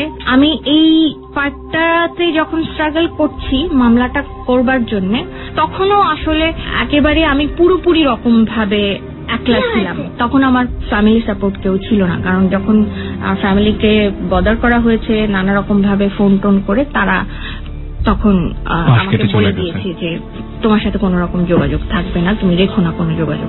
তো আমি একলা একটা মেয়ে মানুষ, এরকম বয়সের একজন মেয়ে মানুষ হয়ে এই ব্যাপারগুলো আমি হ্যান্ডেল করতে পারবো কিনা এটা না জেনে আমি মাঠে নেমেছিলাম। তো আমাকে হ্যান্ডেল করতে হয়েছে এবং আমি ওই সময়গুলো পার করে এসে যেদিন আমি আলটিমেটলি মামলা করলাম, আমার মামলাটা হলো বিকেল 5টায়, আর রাত 8টায় পুলিশ ফোর্স পাঠানো হলো, রাত 12:30টায় ভদ্রলোককে অ্যারেস্ট করা হলো। ভাষার দুষ্টুমি আমরা খুব দেখতে পাচ্ছি, খুবই ক্রুশিয়াল একটা মোমেন্টে আছে। প্রিয় শ্রোতা, অনেক বেশি হালকা করে দিয়েছে, আপনারা ধূপধাপ শব্দ শুনতে পাচ্ছেন। আসলে ওকে নিয়েই জীবনের অনেক বড় একটা স্ট্রাগল। আপনি কি কথা বলবেন? তাহলে একটু আমাদেরকে কথা বলতে দেন। ওকে, আমি একটু কথা বলুক। হ্যাঁ, বলেন। তো অ্যারেস্ট হওয়ার পর যেদিন রাতে উনি অ্যারেস্ট হলেন, সকালবেলা থেকে মানে মোটামুটি মিডিয়ার যারা অনেক উচ্চ পদস্থ, অনেক ক্ষমতাসীন বা ভীষণ রকমের সেলিব্রিটি পর্যায়ের মানুষজন, তাদের নানা রকম ফোন, নানা রকম সিম্প্যাথি, নানা রকম সাজেশন, মানে সবকিছু মিলিয়ে আমি অস্থির হয়ে যেতে লাগলাম। It was for you or for him? তখনকার অ্যাপ্রোচ গুলো ছিল যে আমার জন্য। Okay, fine. যে আগে কেন আমাদেরকে বলনি, আমরাই তো সব সলভ করে দিতে পারতাম, এত দূর পর্যন্ত যেতে হতো না, এত নোংরামির পর্যায়ে ব্যাপারটা যেত না, লাইক দিস। তো এরপর আলটিমেটলি সারাদিনের মধ্যে আমাকে এমন ফোনও ফেস করতে হলো যে কোর্টে চালান হয়ে যাবে, তো কোর্টে চালান হওয়ার আগে এসে ব্যাপারটা মিটিয়ে ফেলো, তা না হলে কিন্তু তোমার বাচ্চা সহ তোমাকে খুঁজে পাওয়া যাবে না। আমি অনুষ্ঠানে আসার আগে আমি ভেবেছিলাম যে আমি নামগুলো ডিসক্লোজ করব, বাট আসলে এত বেশি তিক্ততা চলে এসছে এই ক্যারেক্টারগুলোর উপরে যে অবচেতনেও এই নামগুলো মনে করতে গেলে আমার প্রচন্ড রকম অশ্রদ্ধা কাজ করে এই মানুষগুলোর প্রতি। ইনফ্যাক্ট মিডিয়ার পারসন, মিডিয়ার ভীষণ রকম সুপরিচিত সেলিব্রিটি বলে মানুষ তাদেরকে জানে, তাদেরকে দেখলে মানুষ দৌড়ে এসে অটোগ্রাফ নেয়, ছবি তুলতে চায়, মানে নানা রকম চেহারা নিয়ে তারা ঘুরে বেড়ায়। আসলে দিস ইজ দ্য ফ্যাক্টস। এই মানুষগুলোকে আবার আমাকে এভাবে ফেস করতে হয়েছে। তো আমি আমার জায়গাতে খুবই অটল ছিলাম। যাদের সাথে আমি কথা বলেছি তাদেরকে আমি বলেছি যে এখন আর আমার কিছু করার নেই। মামলাটা করার আগ পর্যন্ত আমি অনেক চেষ্টা করেছি, এখন আর আমার কিছু করার নেই। ডিএনএ টেস্ট কি শেষ পর্যন্ত হয়েছিল? আলটিমেটলি অ্যারেস্ট হওয়ার 5 দিন পর ডিএনএ টেস্টের অর্ডার এলো কোর্ট থেকে। ডিএনএ টেস্ট হলো, ডিএনএ টেস্ট হওয়ার 21 দিন পর রেজাল্ট দিল। তো যেদিন ডিএনএ টেস্টের রেজাল্টটা দেওয়া হবে ওই দিন আসলে আমার কাছে ছিল এই রকম, আমার লেবার পেইন, আমি একজন প্রসূতি নারী শুধুমাত্র যার ভাগ্যে কুলিয়েছে যে মা হতে পেরেছে, সে ছাড়া আর কেউ ওই লেবার পেইনের অনুভূতি বা কষ্ট কোনোটাই ভাষাতেও প্রকাশ করে বোঝাতে পারে না। এসএসসি এইচএসসি পরীক্ষার মতন পরীক্ষার রেজাল্ট গুলো হওয়ার আগে যেরকম পালপিটেশন, টেনশন কাজ করে, ডিএনএ টেস্টের রিপোর্টটা পাওয়ার ওই মুহূর্তে আমার ওই দিনটা আসলে ওরকম ছিল যে কোনো কারণে যদি রেজাল্ট ভুল আসে বা কোনো কারণে যদি আমারও কোনো মিস্টেক থেকে থাকে, মানে আমি তো তাহলে আসলে আর কোথাও থাকবো না, আমার অস্তিত্ব একদম বিলীন হয়ে যাবে। সেটা মিডিয়া থেকে হোক, ফ্যামিলি থেকে হোক, ইভেন যারা আজকে আমাকে ফোন করে থ্রেট দিচ্ছে তারা আমাকে কি করবে আমি জানি না। রেজাল্ট পজিটিভ আসলো। আমার মামলাটা আসলে এখনো চলছে। আমি আমার বাচ্চার যখন 7.5 মাস বয়স তখন মামলাটা করেছিলাম, আজকে ওর বয়স 3 বছর। এখনো পর্যন্ত বাংলাদেশের সিস্টেম এত স্লো আর সিস্টেমের মধ্যে এত বেশি, মানে নিয়মের মধ্যে এত বেশি অনিয়ম যে এখনো অব্দি আমার বাচ্চার বয়স 3 বছর হয়ে গেছে, কথা বলতে পারে। আজকে কোনো কারণে অ্যাক্সিডেন্টালি আমি অ্যাবসেন্ট হয়ে গেলে আমার বাচ্চাই হয়তো সেদিন সাক্ষী দিতে কোর্টে উঠবে। মানে ব্যাপারটা এরকম হয়ে গেছে যে এখনো অব্দি আমি সাক্ষী দিতে পারিনি। এটাকে ডিলে করে করে করে করে এত লেন্দি করা হচ্ছে। বাট আমার উইনিং পয়েন্টটা ওই দিন ছিল যেদিন আমি ডিএনএ টেস্টের রেজাল্টটা হাতে পেয়ে গেছি। আর উনি জেলে থাকাকালীন অবস্থায় 2 বার বেইল নিয়ে বাইরে এসেছিলেন। ফার্স্ট টাইম উনি ডিএনএ টেস্টের রিপোর্টটাকে সাপ্রেস করে হাইকোর্ট থেকে বেল নিয়েছিলেন, সেটাকে আবার আমি কারেকশন করে ডিএনএ টেস্টের রিপোর্ট কোর্টে জমা দিয়ে ডকুমেন্টস হিসেবে ওটাকে দেখিয়ে তার বেলটাকে ক্যান্সেল করিয়েছি। সেকেন্ড টাইম যখন সে আবার বেল নেওয়ার জন্য চেষ্টা করলো তখন তাকে হাইকোর্ট থেকে একটা শর্ত জুড়ে দেওয়া হলো যে যেহেতু ডিএনএ টেস্টের রেজাল্ট পজিটিভ, তুমি শাস্তি কি পাবে সেটা পরে, স্টেপ বাই স্টেপ তোমার মামলার পর্যায়ে শেষ হয়ে তুমি রায় জানতে পারবে, কিন্তু যেহেতু ডিএনএ টেস্টের রেজাল্ট পজিটিভ, দ্যাট মিনস মামলার এন্ডিংটা আসলে প্রসেস অনুযায়ী আগাবে, বাট এন্ডিংটা জানা কি হবে। So there is no way to escape. So that's why you are liable to take responsibilities of this baby. তোমাকে এই বাচ্চার ভরণ পোষণের দায় দায়িত্ব নিতে হবে, সেটা তুমি যাই নাও, যাই করো, যেভাবেই করো, তোমাকে নিতে হবে, এবং ওটা তোমাকে কোর্ট নির্ধারণ করে দেবে। তো that day was my second winning point, যে সেদিন উনি কোর্টে দাঁড়িয়ে স্বীকার করে নিয়েছেন যে হ্যাঁ, আমার সন্তানের ভরণ পোষণ আমি দেব, কারণ যেহেতু এটা আমার সন্তান, ডিএনএ টেস্টে এটা প্রুফ হয়েছে। আমি মামলায় জিতে গেছি। আজকে থেকে 20 বছর পরে রেজাল্ট হোক, রায় হোক, আই ডোন্ট হ্যাভ এনি বদারেশন। আমার যেটুকু জেতার ছিল আমি জিতে গেছি। ওকে, উনি কি এখনো জেলে আছেন? না, ওই যে শর্ত দেওয়া হলো ওনাকে, ওই শর্ত দিয়ে ওনাকে বেল দেওয়া হলো যে উনি স্বীকার করে একটা মেইনটেনেন্স দেবেন বাচ্চাকে, ওই শর্তে উনি এখন বেল নিয়ে বাইরেই আছেন। মামলার রেজাল্ট এখন পর্যন্ত হয়নি? না, মামলা এখনো পেন্ডিং আছে। মামলার রেজাল্ট আলটিমেটলি কি হতে পারে? As per the law, so far I can say যে আমার লয়ারদের কাছ থেকে আমি যতটুকু জেনেছি, মামলার রেজাল্ট আলটিমেটলি একটা, যেটা 10 থেকে 14 বছরের একটা জেল হবে। এবং আই ফিল প্রাউড যে এখানে আমাদের বাংলাদেশের প্রেক্ষাপটে এখন এত কিছু মধ্যে মানে নারী ব্যাপারটাকে এত বেশি প্রায়োরিটি দেওয়া হয়েছে কিছু সম্মানজনক জায়গা থেকে, যে এখানটাতে রায় কি হবে এটা আসলে জাজমেন্টে যিনি থাকবেন ওনার দায়িত্ব হচ্ছে উনি শুধু রায়টা পড়বেন, বাট দ্য অপশন হচ্ছে যে ভিকটিম, তাকে অপশন দেওয়া হয়, সে চুজ করবে যে মানে রায়টা সে কি চাইছে, either the mutualization or the punishment. আপনি কি চান? ইফ আই সে পানিশমেন্ট, তো তখন এটা পানিশমেন্টের দিকে যাবে। আমি যদি মিউচুয়ালাইজেশন চাই তো এটা মিউচুয়াল করে দেবে কোর্ট। ইজ ইট পসিবল আমার এতক্ষণের কথা শুনে মানে এটা এক্সপেক্ট করা যে আমি বলবো আমি মিউচুয়ালাইজেশন চাই? প্রিয় শ্রোতা, সেই সময়টিতে কি হবে সেটা সময়ই বলে দেবে। তবে বিচারাধীন কোনো বিষয় নিয়ে যাহা বলিব সত্য বলিব কোনো মন্তব্য করছে না। আমরা অনুষ্ঠান চলাকালীন সময়ে যে মানুষটিকে নিয়ে আজকে এত কথা হচ্ছে, আমি ঠিক জানি না আমি আপনাকে এই পর্যায়ে কি প্রশ্ন করব। ফাইন, আপনি তো ল ফেস করেছেন, আপনি কোর্ট ফেস করছেন, সবকিছু আপনি ফেস করছেন, আপনি সোসাইটিকে কিভাবে ফেস করবেন? সোসাইটিকে তখন থেকে এখন অবধি, মানে আমার প্রেগন্যান্সির ফার্স্টে, আমি একটা কথা ছোট্ট করে বলতে চাই, একটু বোধহয় কথাটা একটু হাইপোথেটিক্যাল হয়ে যায়, যে আমি আসলে আমার সন্তান ভূমিষ্ঠ হওয়ার পর মা হইনি। একজন নারী তখন মা হয়, তখন থেকেই মাতৃত্ব বোধ তার ভেতর অনুভূত হতে থাকে, যেদিন সে প্রথম ফিল করে আমার শরীরের ভেতরে আরেকটা শরীর বেড়ে উঠছে। আমি তখন থেকে মা হয়েছি, আর যখন থেকে আমি মা হয়েছি তখন থেকেই আমি আসলে সোসাইটিকে ফেস করে আসছি। তো এতদিন আমি ফেস করে এসছি, সেটা যে কোনো ভাবেই হোক, and still I am surviving. তো এভাবে করেই হয়তো আমি পরিস্থিতির সাপেক্ষে সময় আমাকে যেটা বলে দেবে আমি সেভাবেই সোসাইটিকে ফেস করব, এন্ড আমি করছি তাই। সেটা আপনার জায়গা থেকে সত্য, এবং যদি আপনার বেবির জায়গা থেকে ব্যাপারটা হয়, দেন ব্যাপারটা কিভাবে আপনি ওকে সাপোর্ট দিবেন, কিভাবে ওকে ফেস করাবেন? The hard reality, lot of people question করবে, লট অফ পিপল তাকে বাজে মন্তব্য করতে পারে, যেটা আপনার ক্ষেত্রে হয়েছে। সেই জায়গাটা থেকে আপনি ওকে কি লেসনটা দিবেন, ওকে কিভাবে ফেস করাবেন পুরো দুনিয়াটাকে? ফার্স্ট অফ অল, আমি খুব বোল্ডলি, ও একটু ম্যাচিউরড হলে ওকে ওর পুরো সত্যটা আসলে ওকে জানতে হবে। ওকে, অবভিয়াসলি, মানে সত্যটা যত কঠিনই হোক ওকে জানতে হবে, আর সত্যটা কঠিন হলেও ও জানতে পেরে যতটা সহজে ফেস করতে পারবে ওর মতন করে ওর সিচুয়েশন গুলোতে, সেটা আমার চাইতেও আসলে ও তখন অনেক বেশি ভালো করে পারবে হ্যান্ডেল করতে ব্যাপারগুলোকে। তো সেই জায়গা থেকে সত্যটা ওকে আমি জানাবো। আর পরবর্তী ব্যাপারগুলো হচ্ছে যে এটা আমার পার্সোনাল প্ল্যান বা আমার উইশ, যে আলটিমেটলি আমি আমার বেবিকে দেশের বাইরে সেটেল করতে চাই।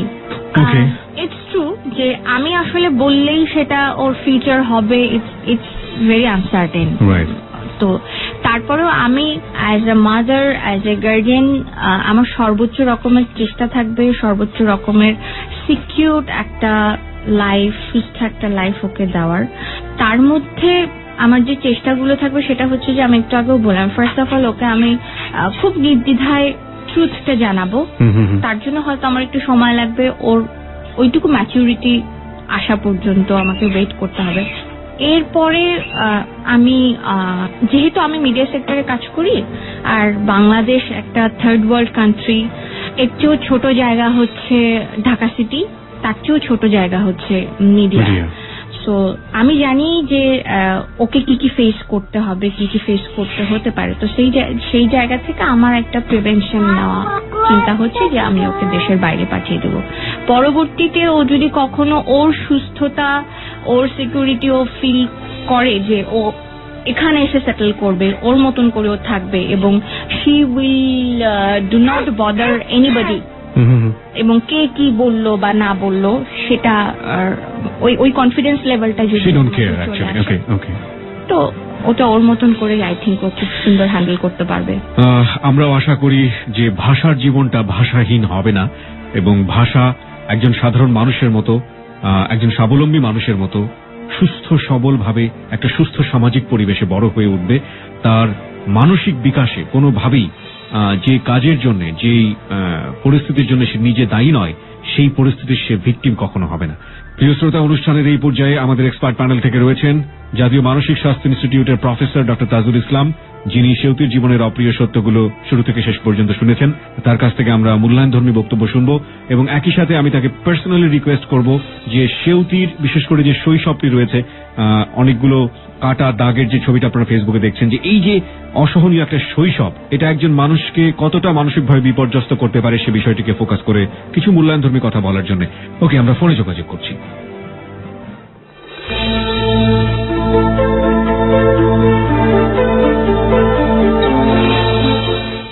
হ্যাঁ, ডক্টর তাজুল ইসলাম, আপনি তো শুনলেন, তো আপনার কি বলার আছে? জি, আমি সেউতির কাহিনীটা শুনলাম।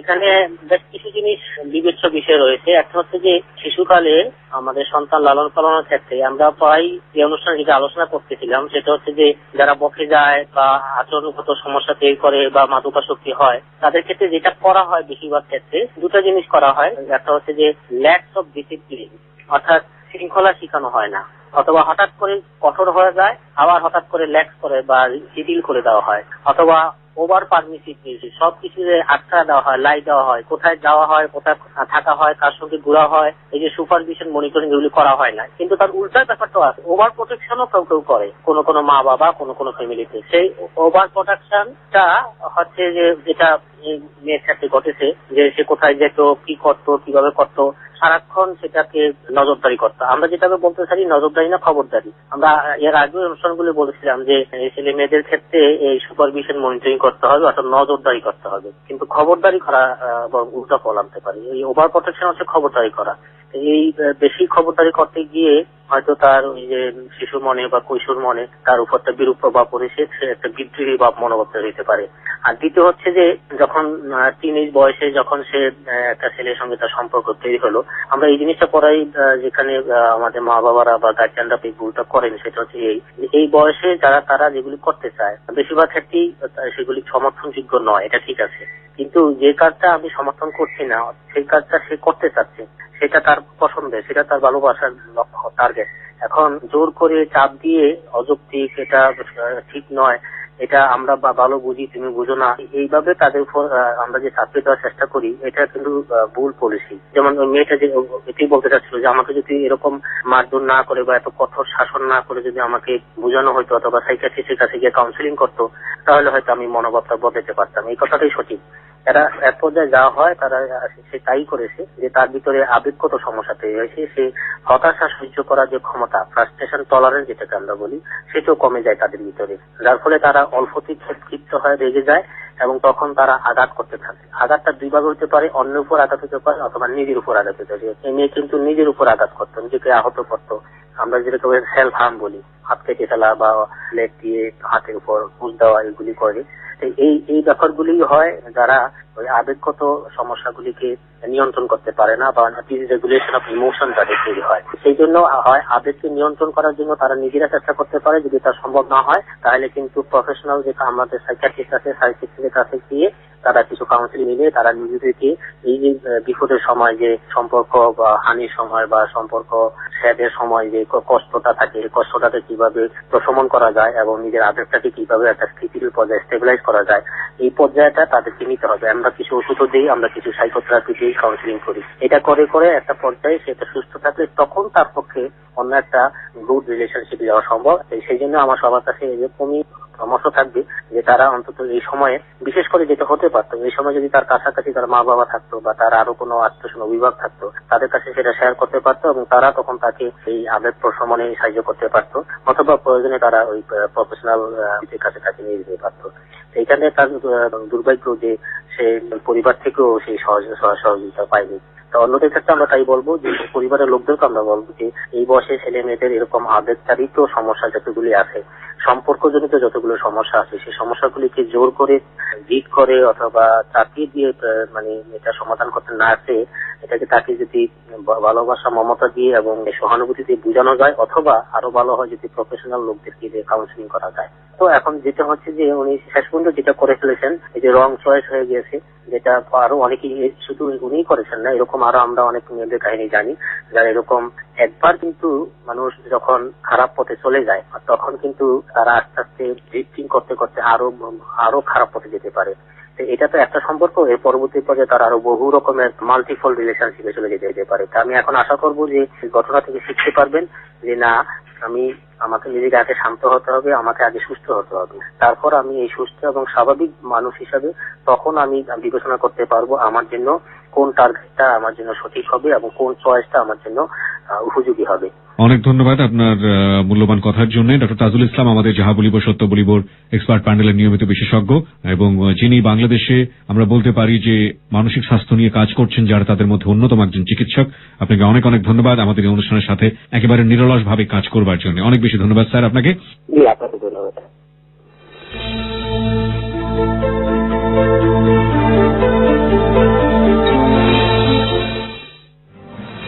প্রিয় শ্রোতা, আমাদের এখানেই আজকে কনফেস পর্বটি শেষ হচ্ছে, কিন্তু যাহা বলিব সত্য বলিব শেষ হচ্ছে না। একটু পরেই আমরা বাকি সেগমেন্টগুলো নিয়ে ফিরে আসতে চাই এবং সেটা আপনারা নিশ্চয়ই জানেন যে ফেসবুকে আমরা দেখেছি যে অসংখ্য অসংখ্য কমেন্টস এবং ইমেইলে এবং টেক্সটে একেবারে ঝড়ের বন্যা বয়ে গেছে। আমরা সেগুলো নিয়ে একটু ফিরে আসতে চাই একটু পরেই, এবং এই কমেন্টসগুলো শুনে আমাদের অতিথি সেউতি কি বলেন সেটাও আমরা শুনবো। তবে তার আগে ছোট্ট একটা ব্রিদিং স্পেস আমরা নিচ্ছি এবং ইমেইলে কে কি মন্তব্য লিখেছেন একটু পড়তে চাই। ওকে, ফারহানা লিখেছে, একজন সংগ্রামী নারী হিসেবে আমি সেউতিকে ধন্যবাদ জানাই। ইলিয়াস লিখেছে, সেউতির কিছু ভুল ছিল, এটা যেমন ঠিক তেমনি তার সাহসকে আমি সম্মান জানাই। কলি লিখেছে, সেউতির সংগ্রাম এবং ভুল থেকে অনেক নারীদের শেখার আছে। সঙ্গীতা লিখেছে, এটা ঠিক, আমাদের বাবা মারা অনেক সময় শাসনের নামে টর্চার করে ফেলে। নুপুর লিখেছে, এসব ঘটনায় মা বাবা যদি বন্ধুর মতো প্রকৃত ঘটনা বোঝার চেষ্টা করে তাহলে হয়তো এই ধরনের অনাকাঙ্ক্ষিত ঘটনা এড়ানো সম্ভব হয়। সাদেক লিখেছে, দোয়া করি ভাষাকে নিয়ে যেন সেউতি অনেক সুখে থাকতে পারে। অপূর্ব লিখেছে, সেউতিরও অনেক ভুল ছিল, তাই তাকে আজ এই অবস্থার মুখোমুখি হতে হয়েছে। জয় লিখেছে, আসলে অনেকগুলো মানুষের মিলিত ভুল আজকে এই অবস্থার তৈরি। শহীদ লিখেছে, ডিরেক্টরের অস্বীকারের জন্য তার শাস্তি পাওয়া উচিত। সুমন নামের একজন বন্ধু এখানে কমেন্টস করেছে যে বাংলাদেশে ডিএনএ রিপোর্ট কিনতে পাওয়া যায়, এরকম একটি মন্তব্য আমরা এরকম একজন পরিচালকের কাছ থেকে এক্সপেক্ট করিনি, তার এই মন্তব্যের জন্য শাস্তি হওয়া উচিত। প্রিয় শ্রোতা, আমরা বিভিন্ন রকমের কমেন্টস পেয়েছি, বিভিন্ন মন্তব্য পেয়েছি। এই মন্তব্যগুলো শোনার পরে আমাদের যিনি অতিথি তিনি আসলে কি বলতে চান তার কাছে একটু যেতে চাই। সেটা আপনি তো শুনলেন এবং আপনি নিজেও দেখছেন কি ধরনের মন্তব্য এসেছে, আপনার কি বলার আছে? ছেলে মেয়ে নারী পুরুষ নির্বিশেষে আমার বলার যেটা আছে, don't be emotional fool, beware of emotion. Okay, অনেক অনেক ধন্যবাদ সেউতি। আমি বিশেষভাবে আপনাকে ধন্যবাদ জানাবো এই কারণে যে আপনি যে সৎ সাহস দেখিয়েছেন সেটাকে আমরা কংগ্রাচুলেট করি অনেক অনেক বেশি। আর আপনি যে ভুল করেছেন সেই ভুলের জায়গাটি তো আপনি নিজেই স্বীকার করেছেন, সেই জায়গাটিকেও আমরা অনেক অনেক বেশি সাধুবাদ জানাই। প্রিয় শ্রোতা, আমরা বারবারই বলে থাকি যাহা বলিব সত্য বলিব এমন একটি প্ল্যাটফর্ম যেখানে এসে ভুল করা মানুষগুলো, অপরাধী মানুষগুলো লাখো মানুষের সামনে নিজের জীবনের ভুল এবং অপরাধগুলো স্বীকার করেন, এই অর্থে যে তার মতো করে ভুল এবং অপরাধ যেন আপনার জীবনে কখনো না ঘটে। প্রিয় শ্রোতা, আমাদেরকে মেইলের মাধ্যমে হোক, চিঠির মাধ্যমে হোক, কিংবা অন্য কোনোভাবে ফেসবুকের মাধ্যমে হোক, আপনি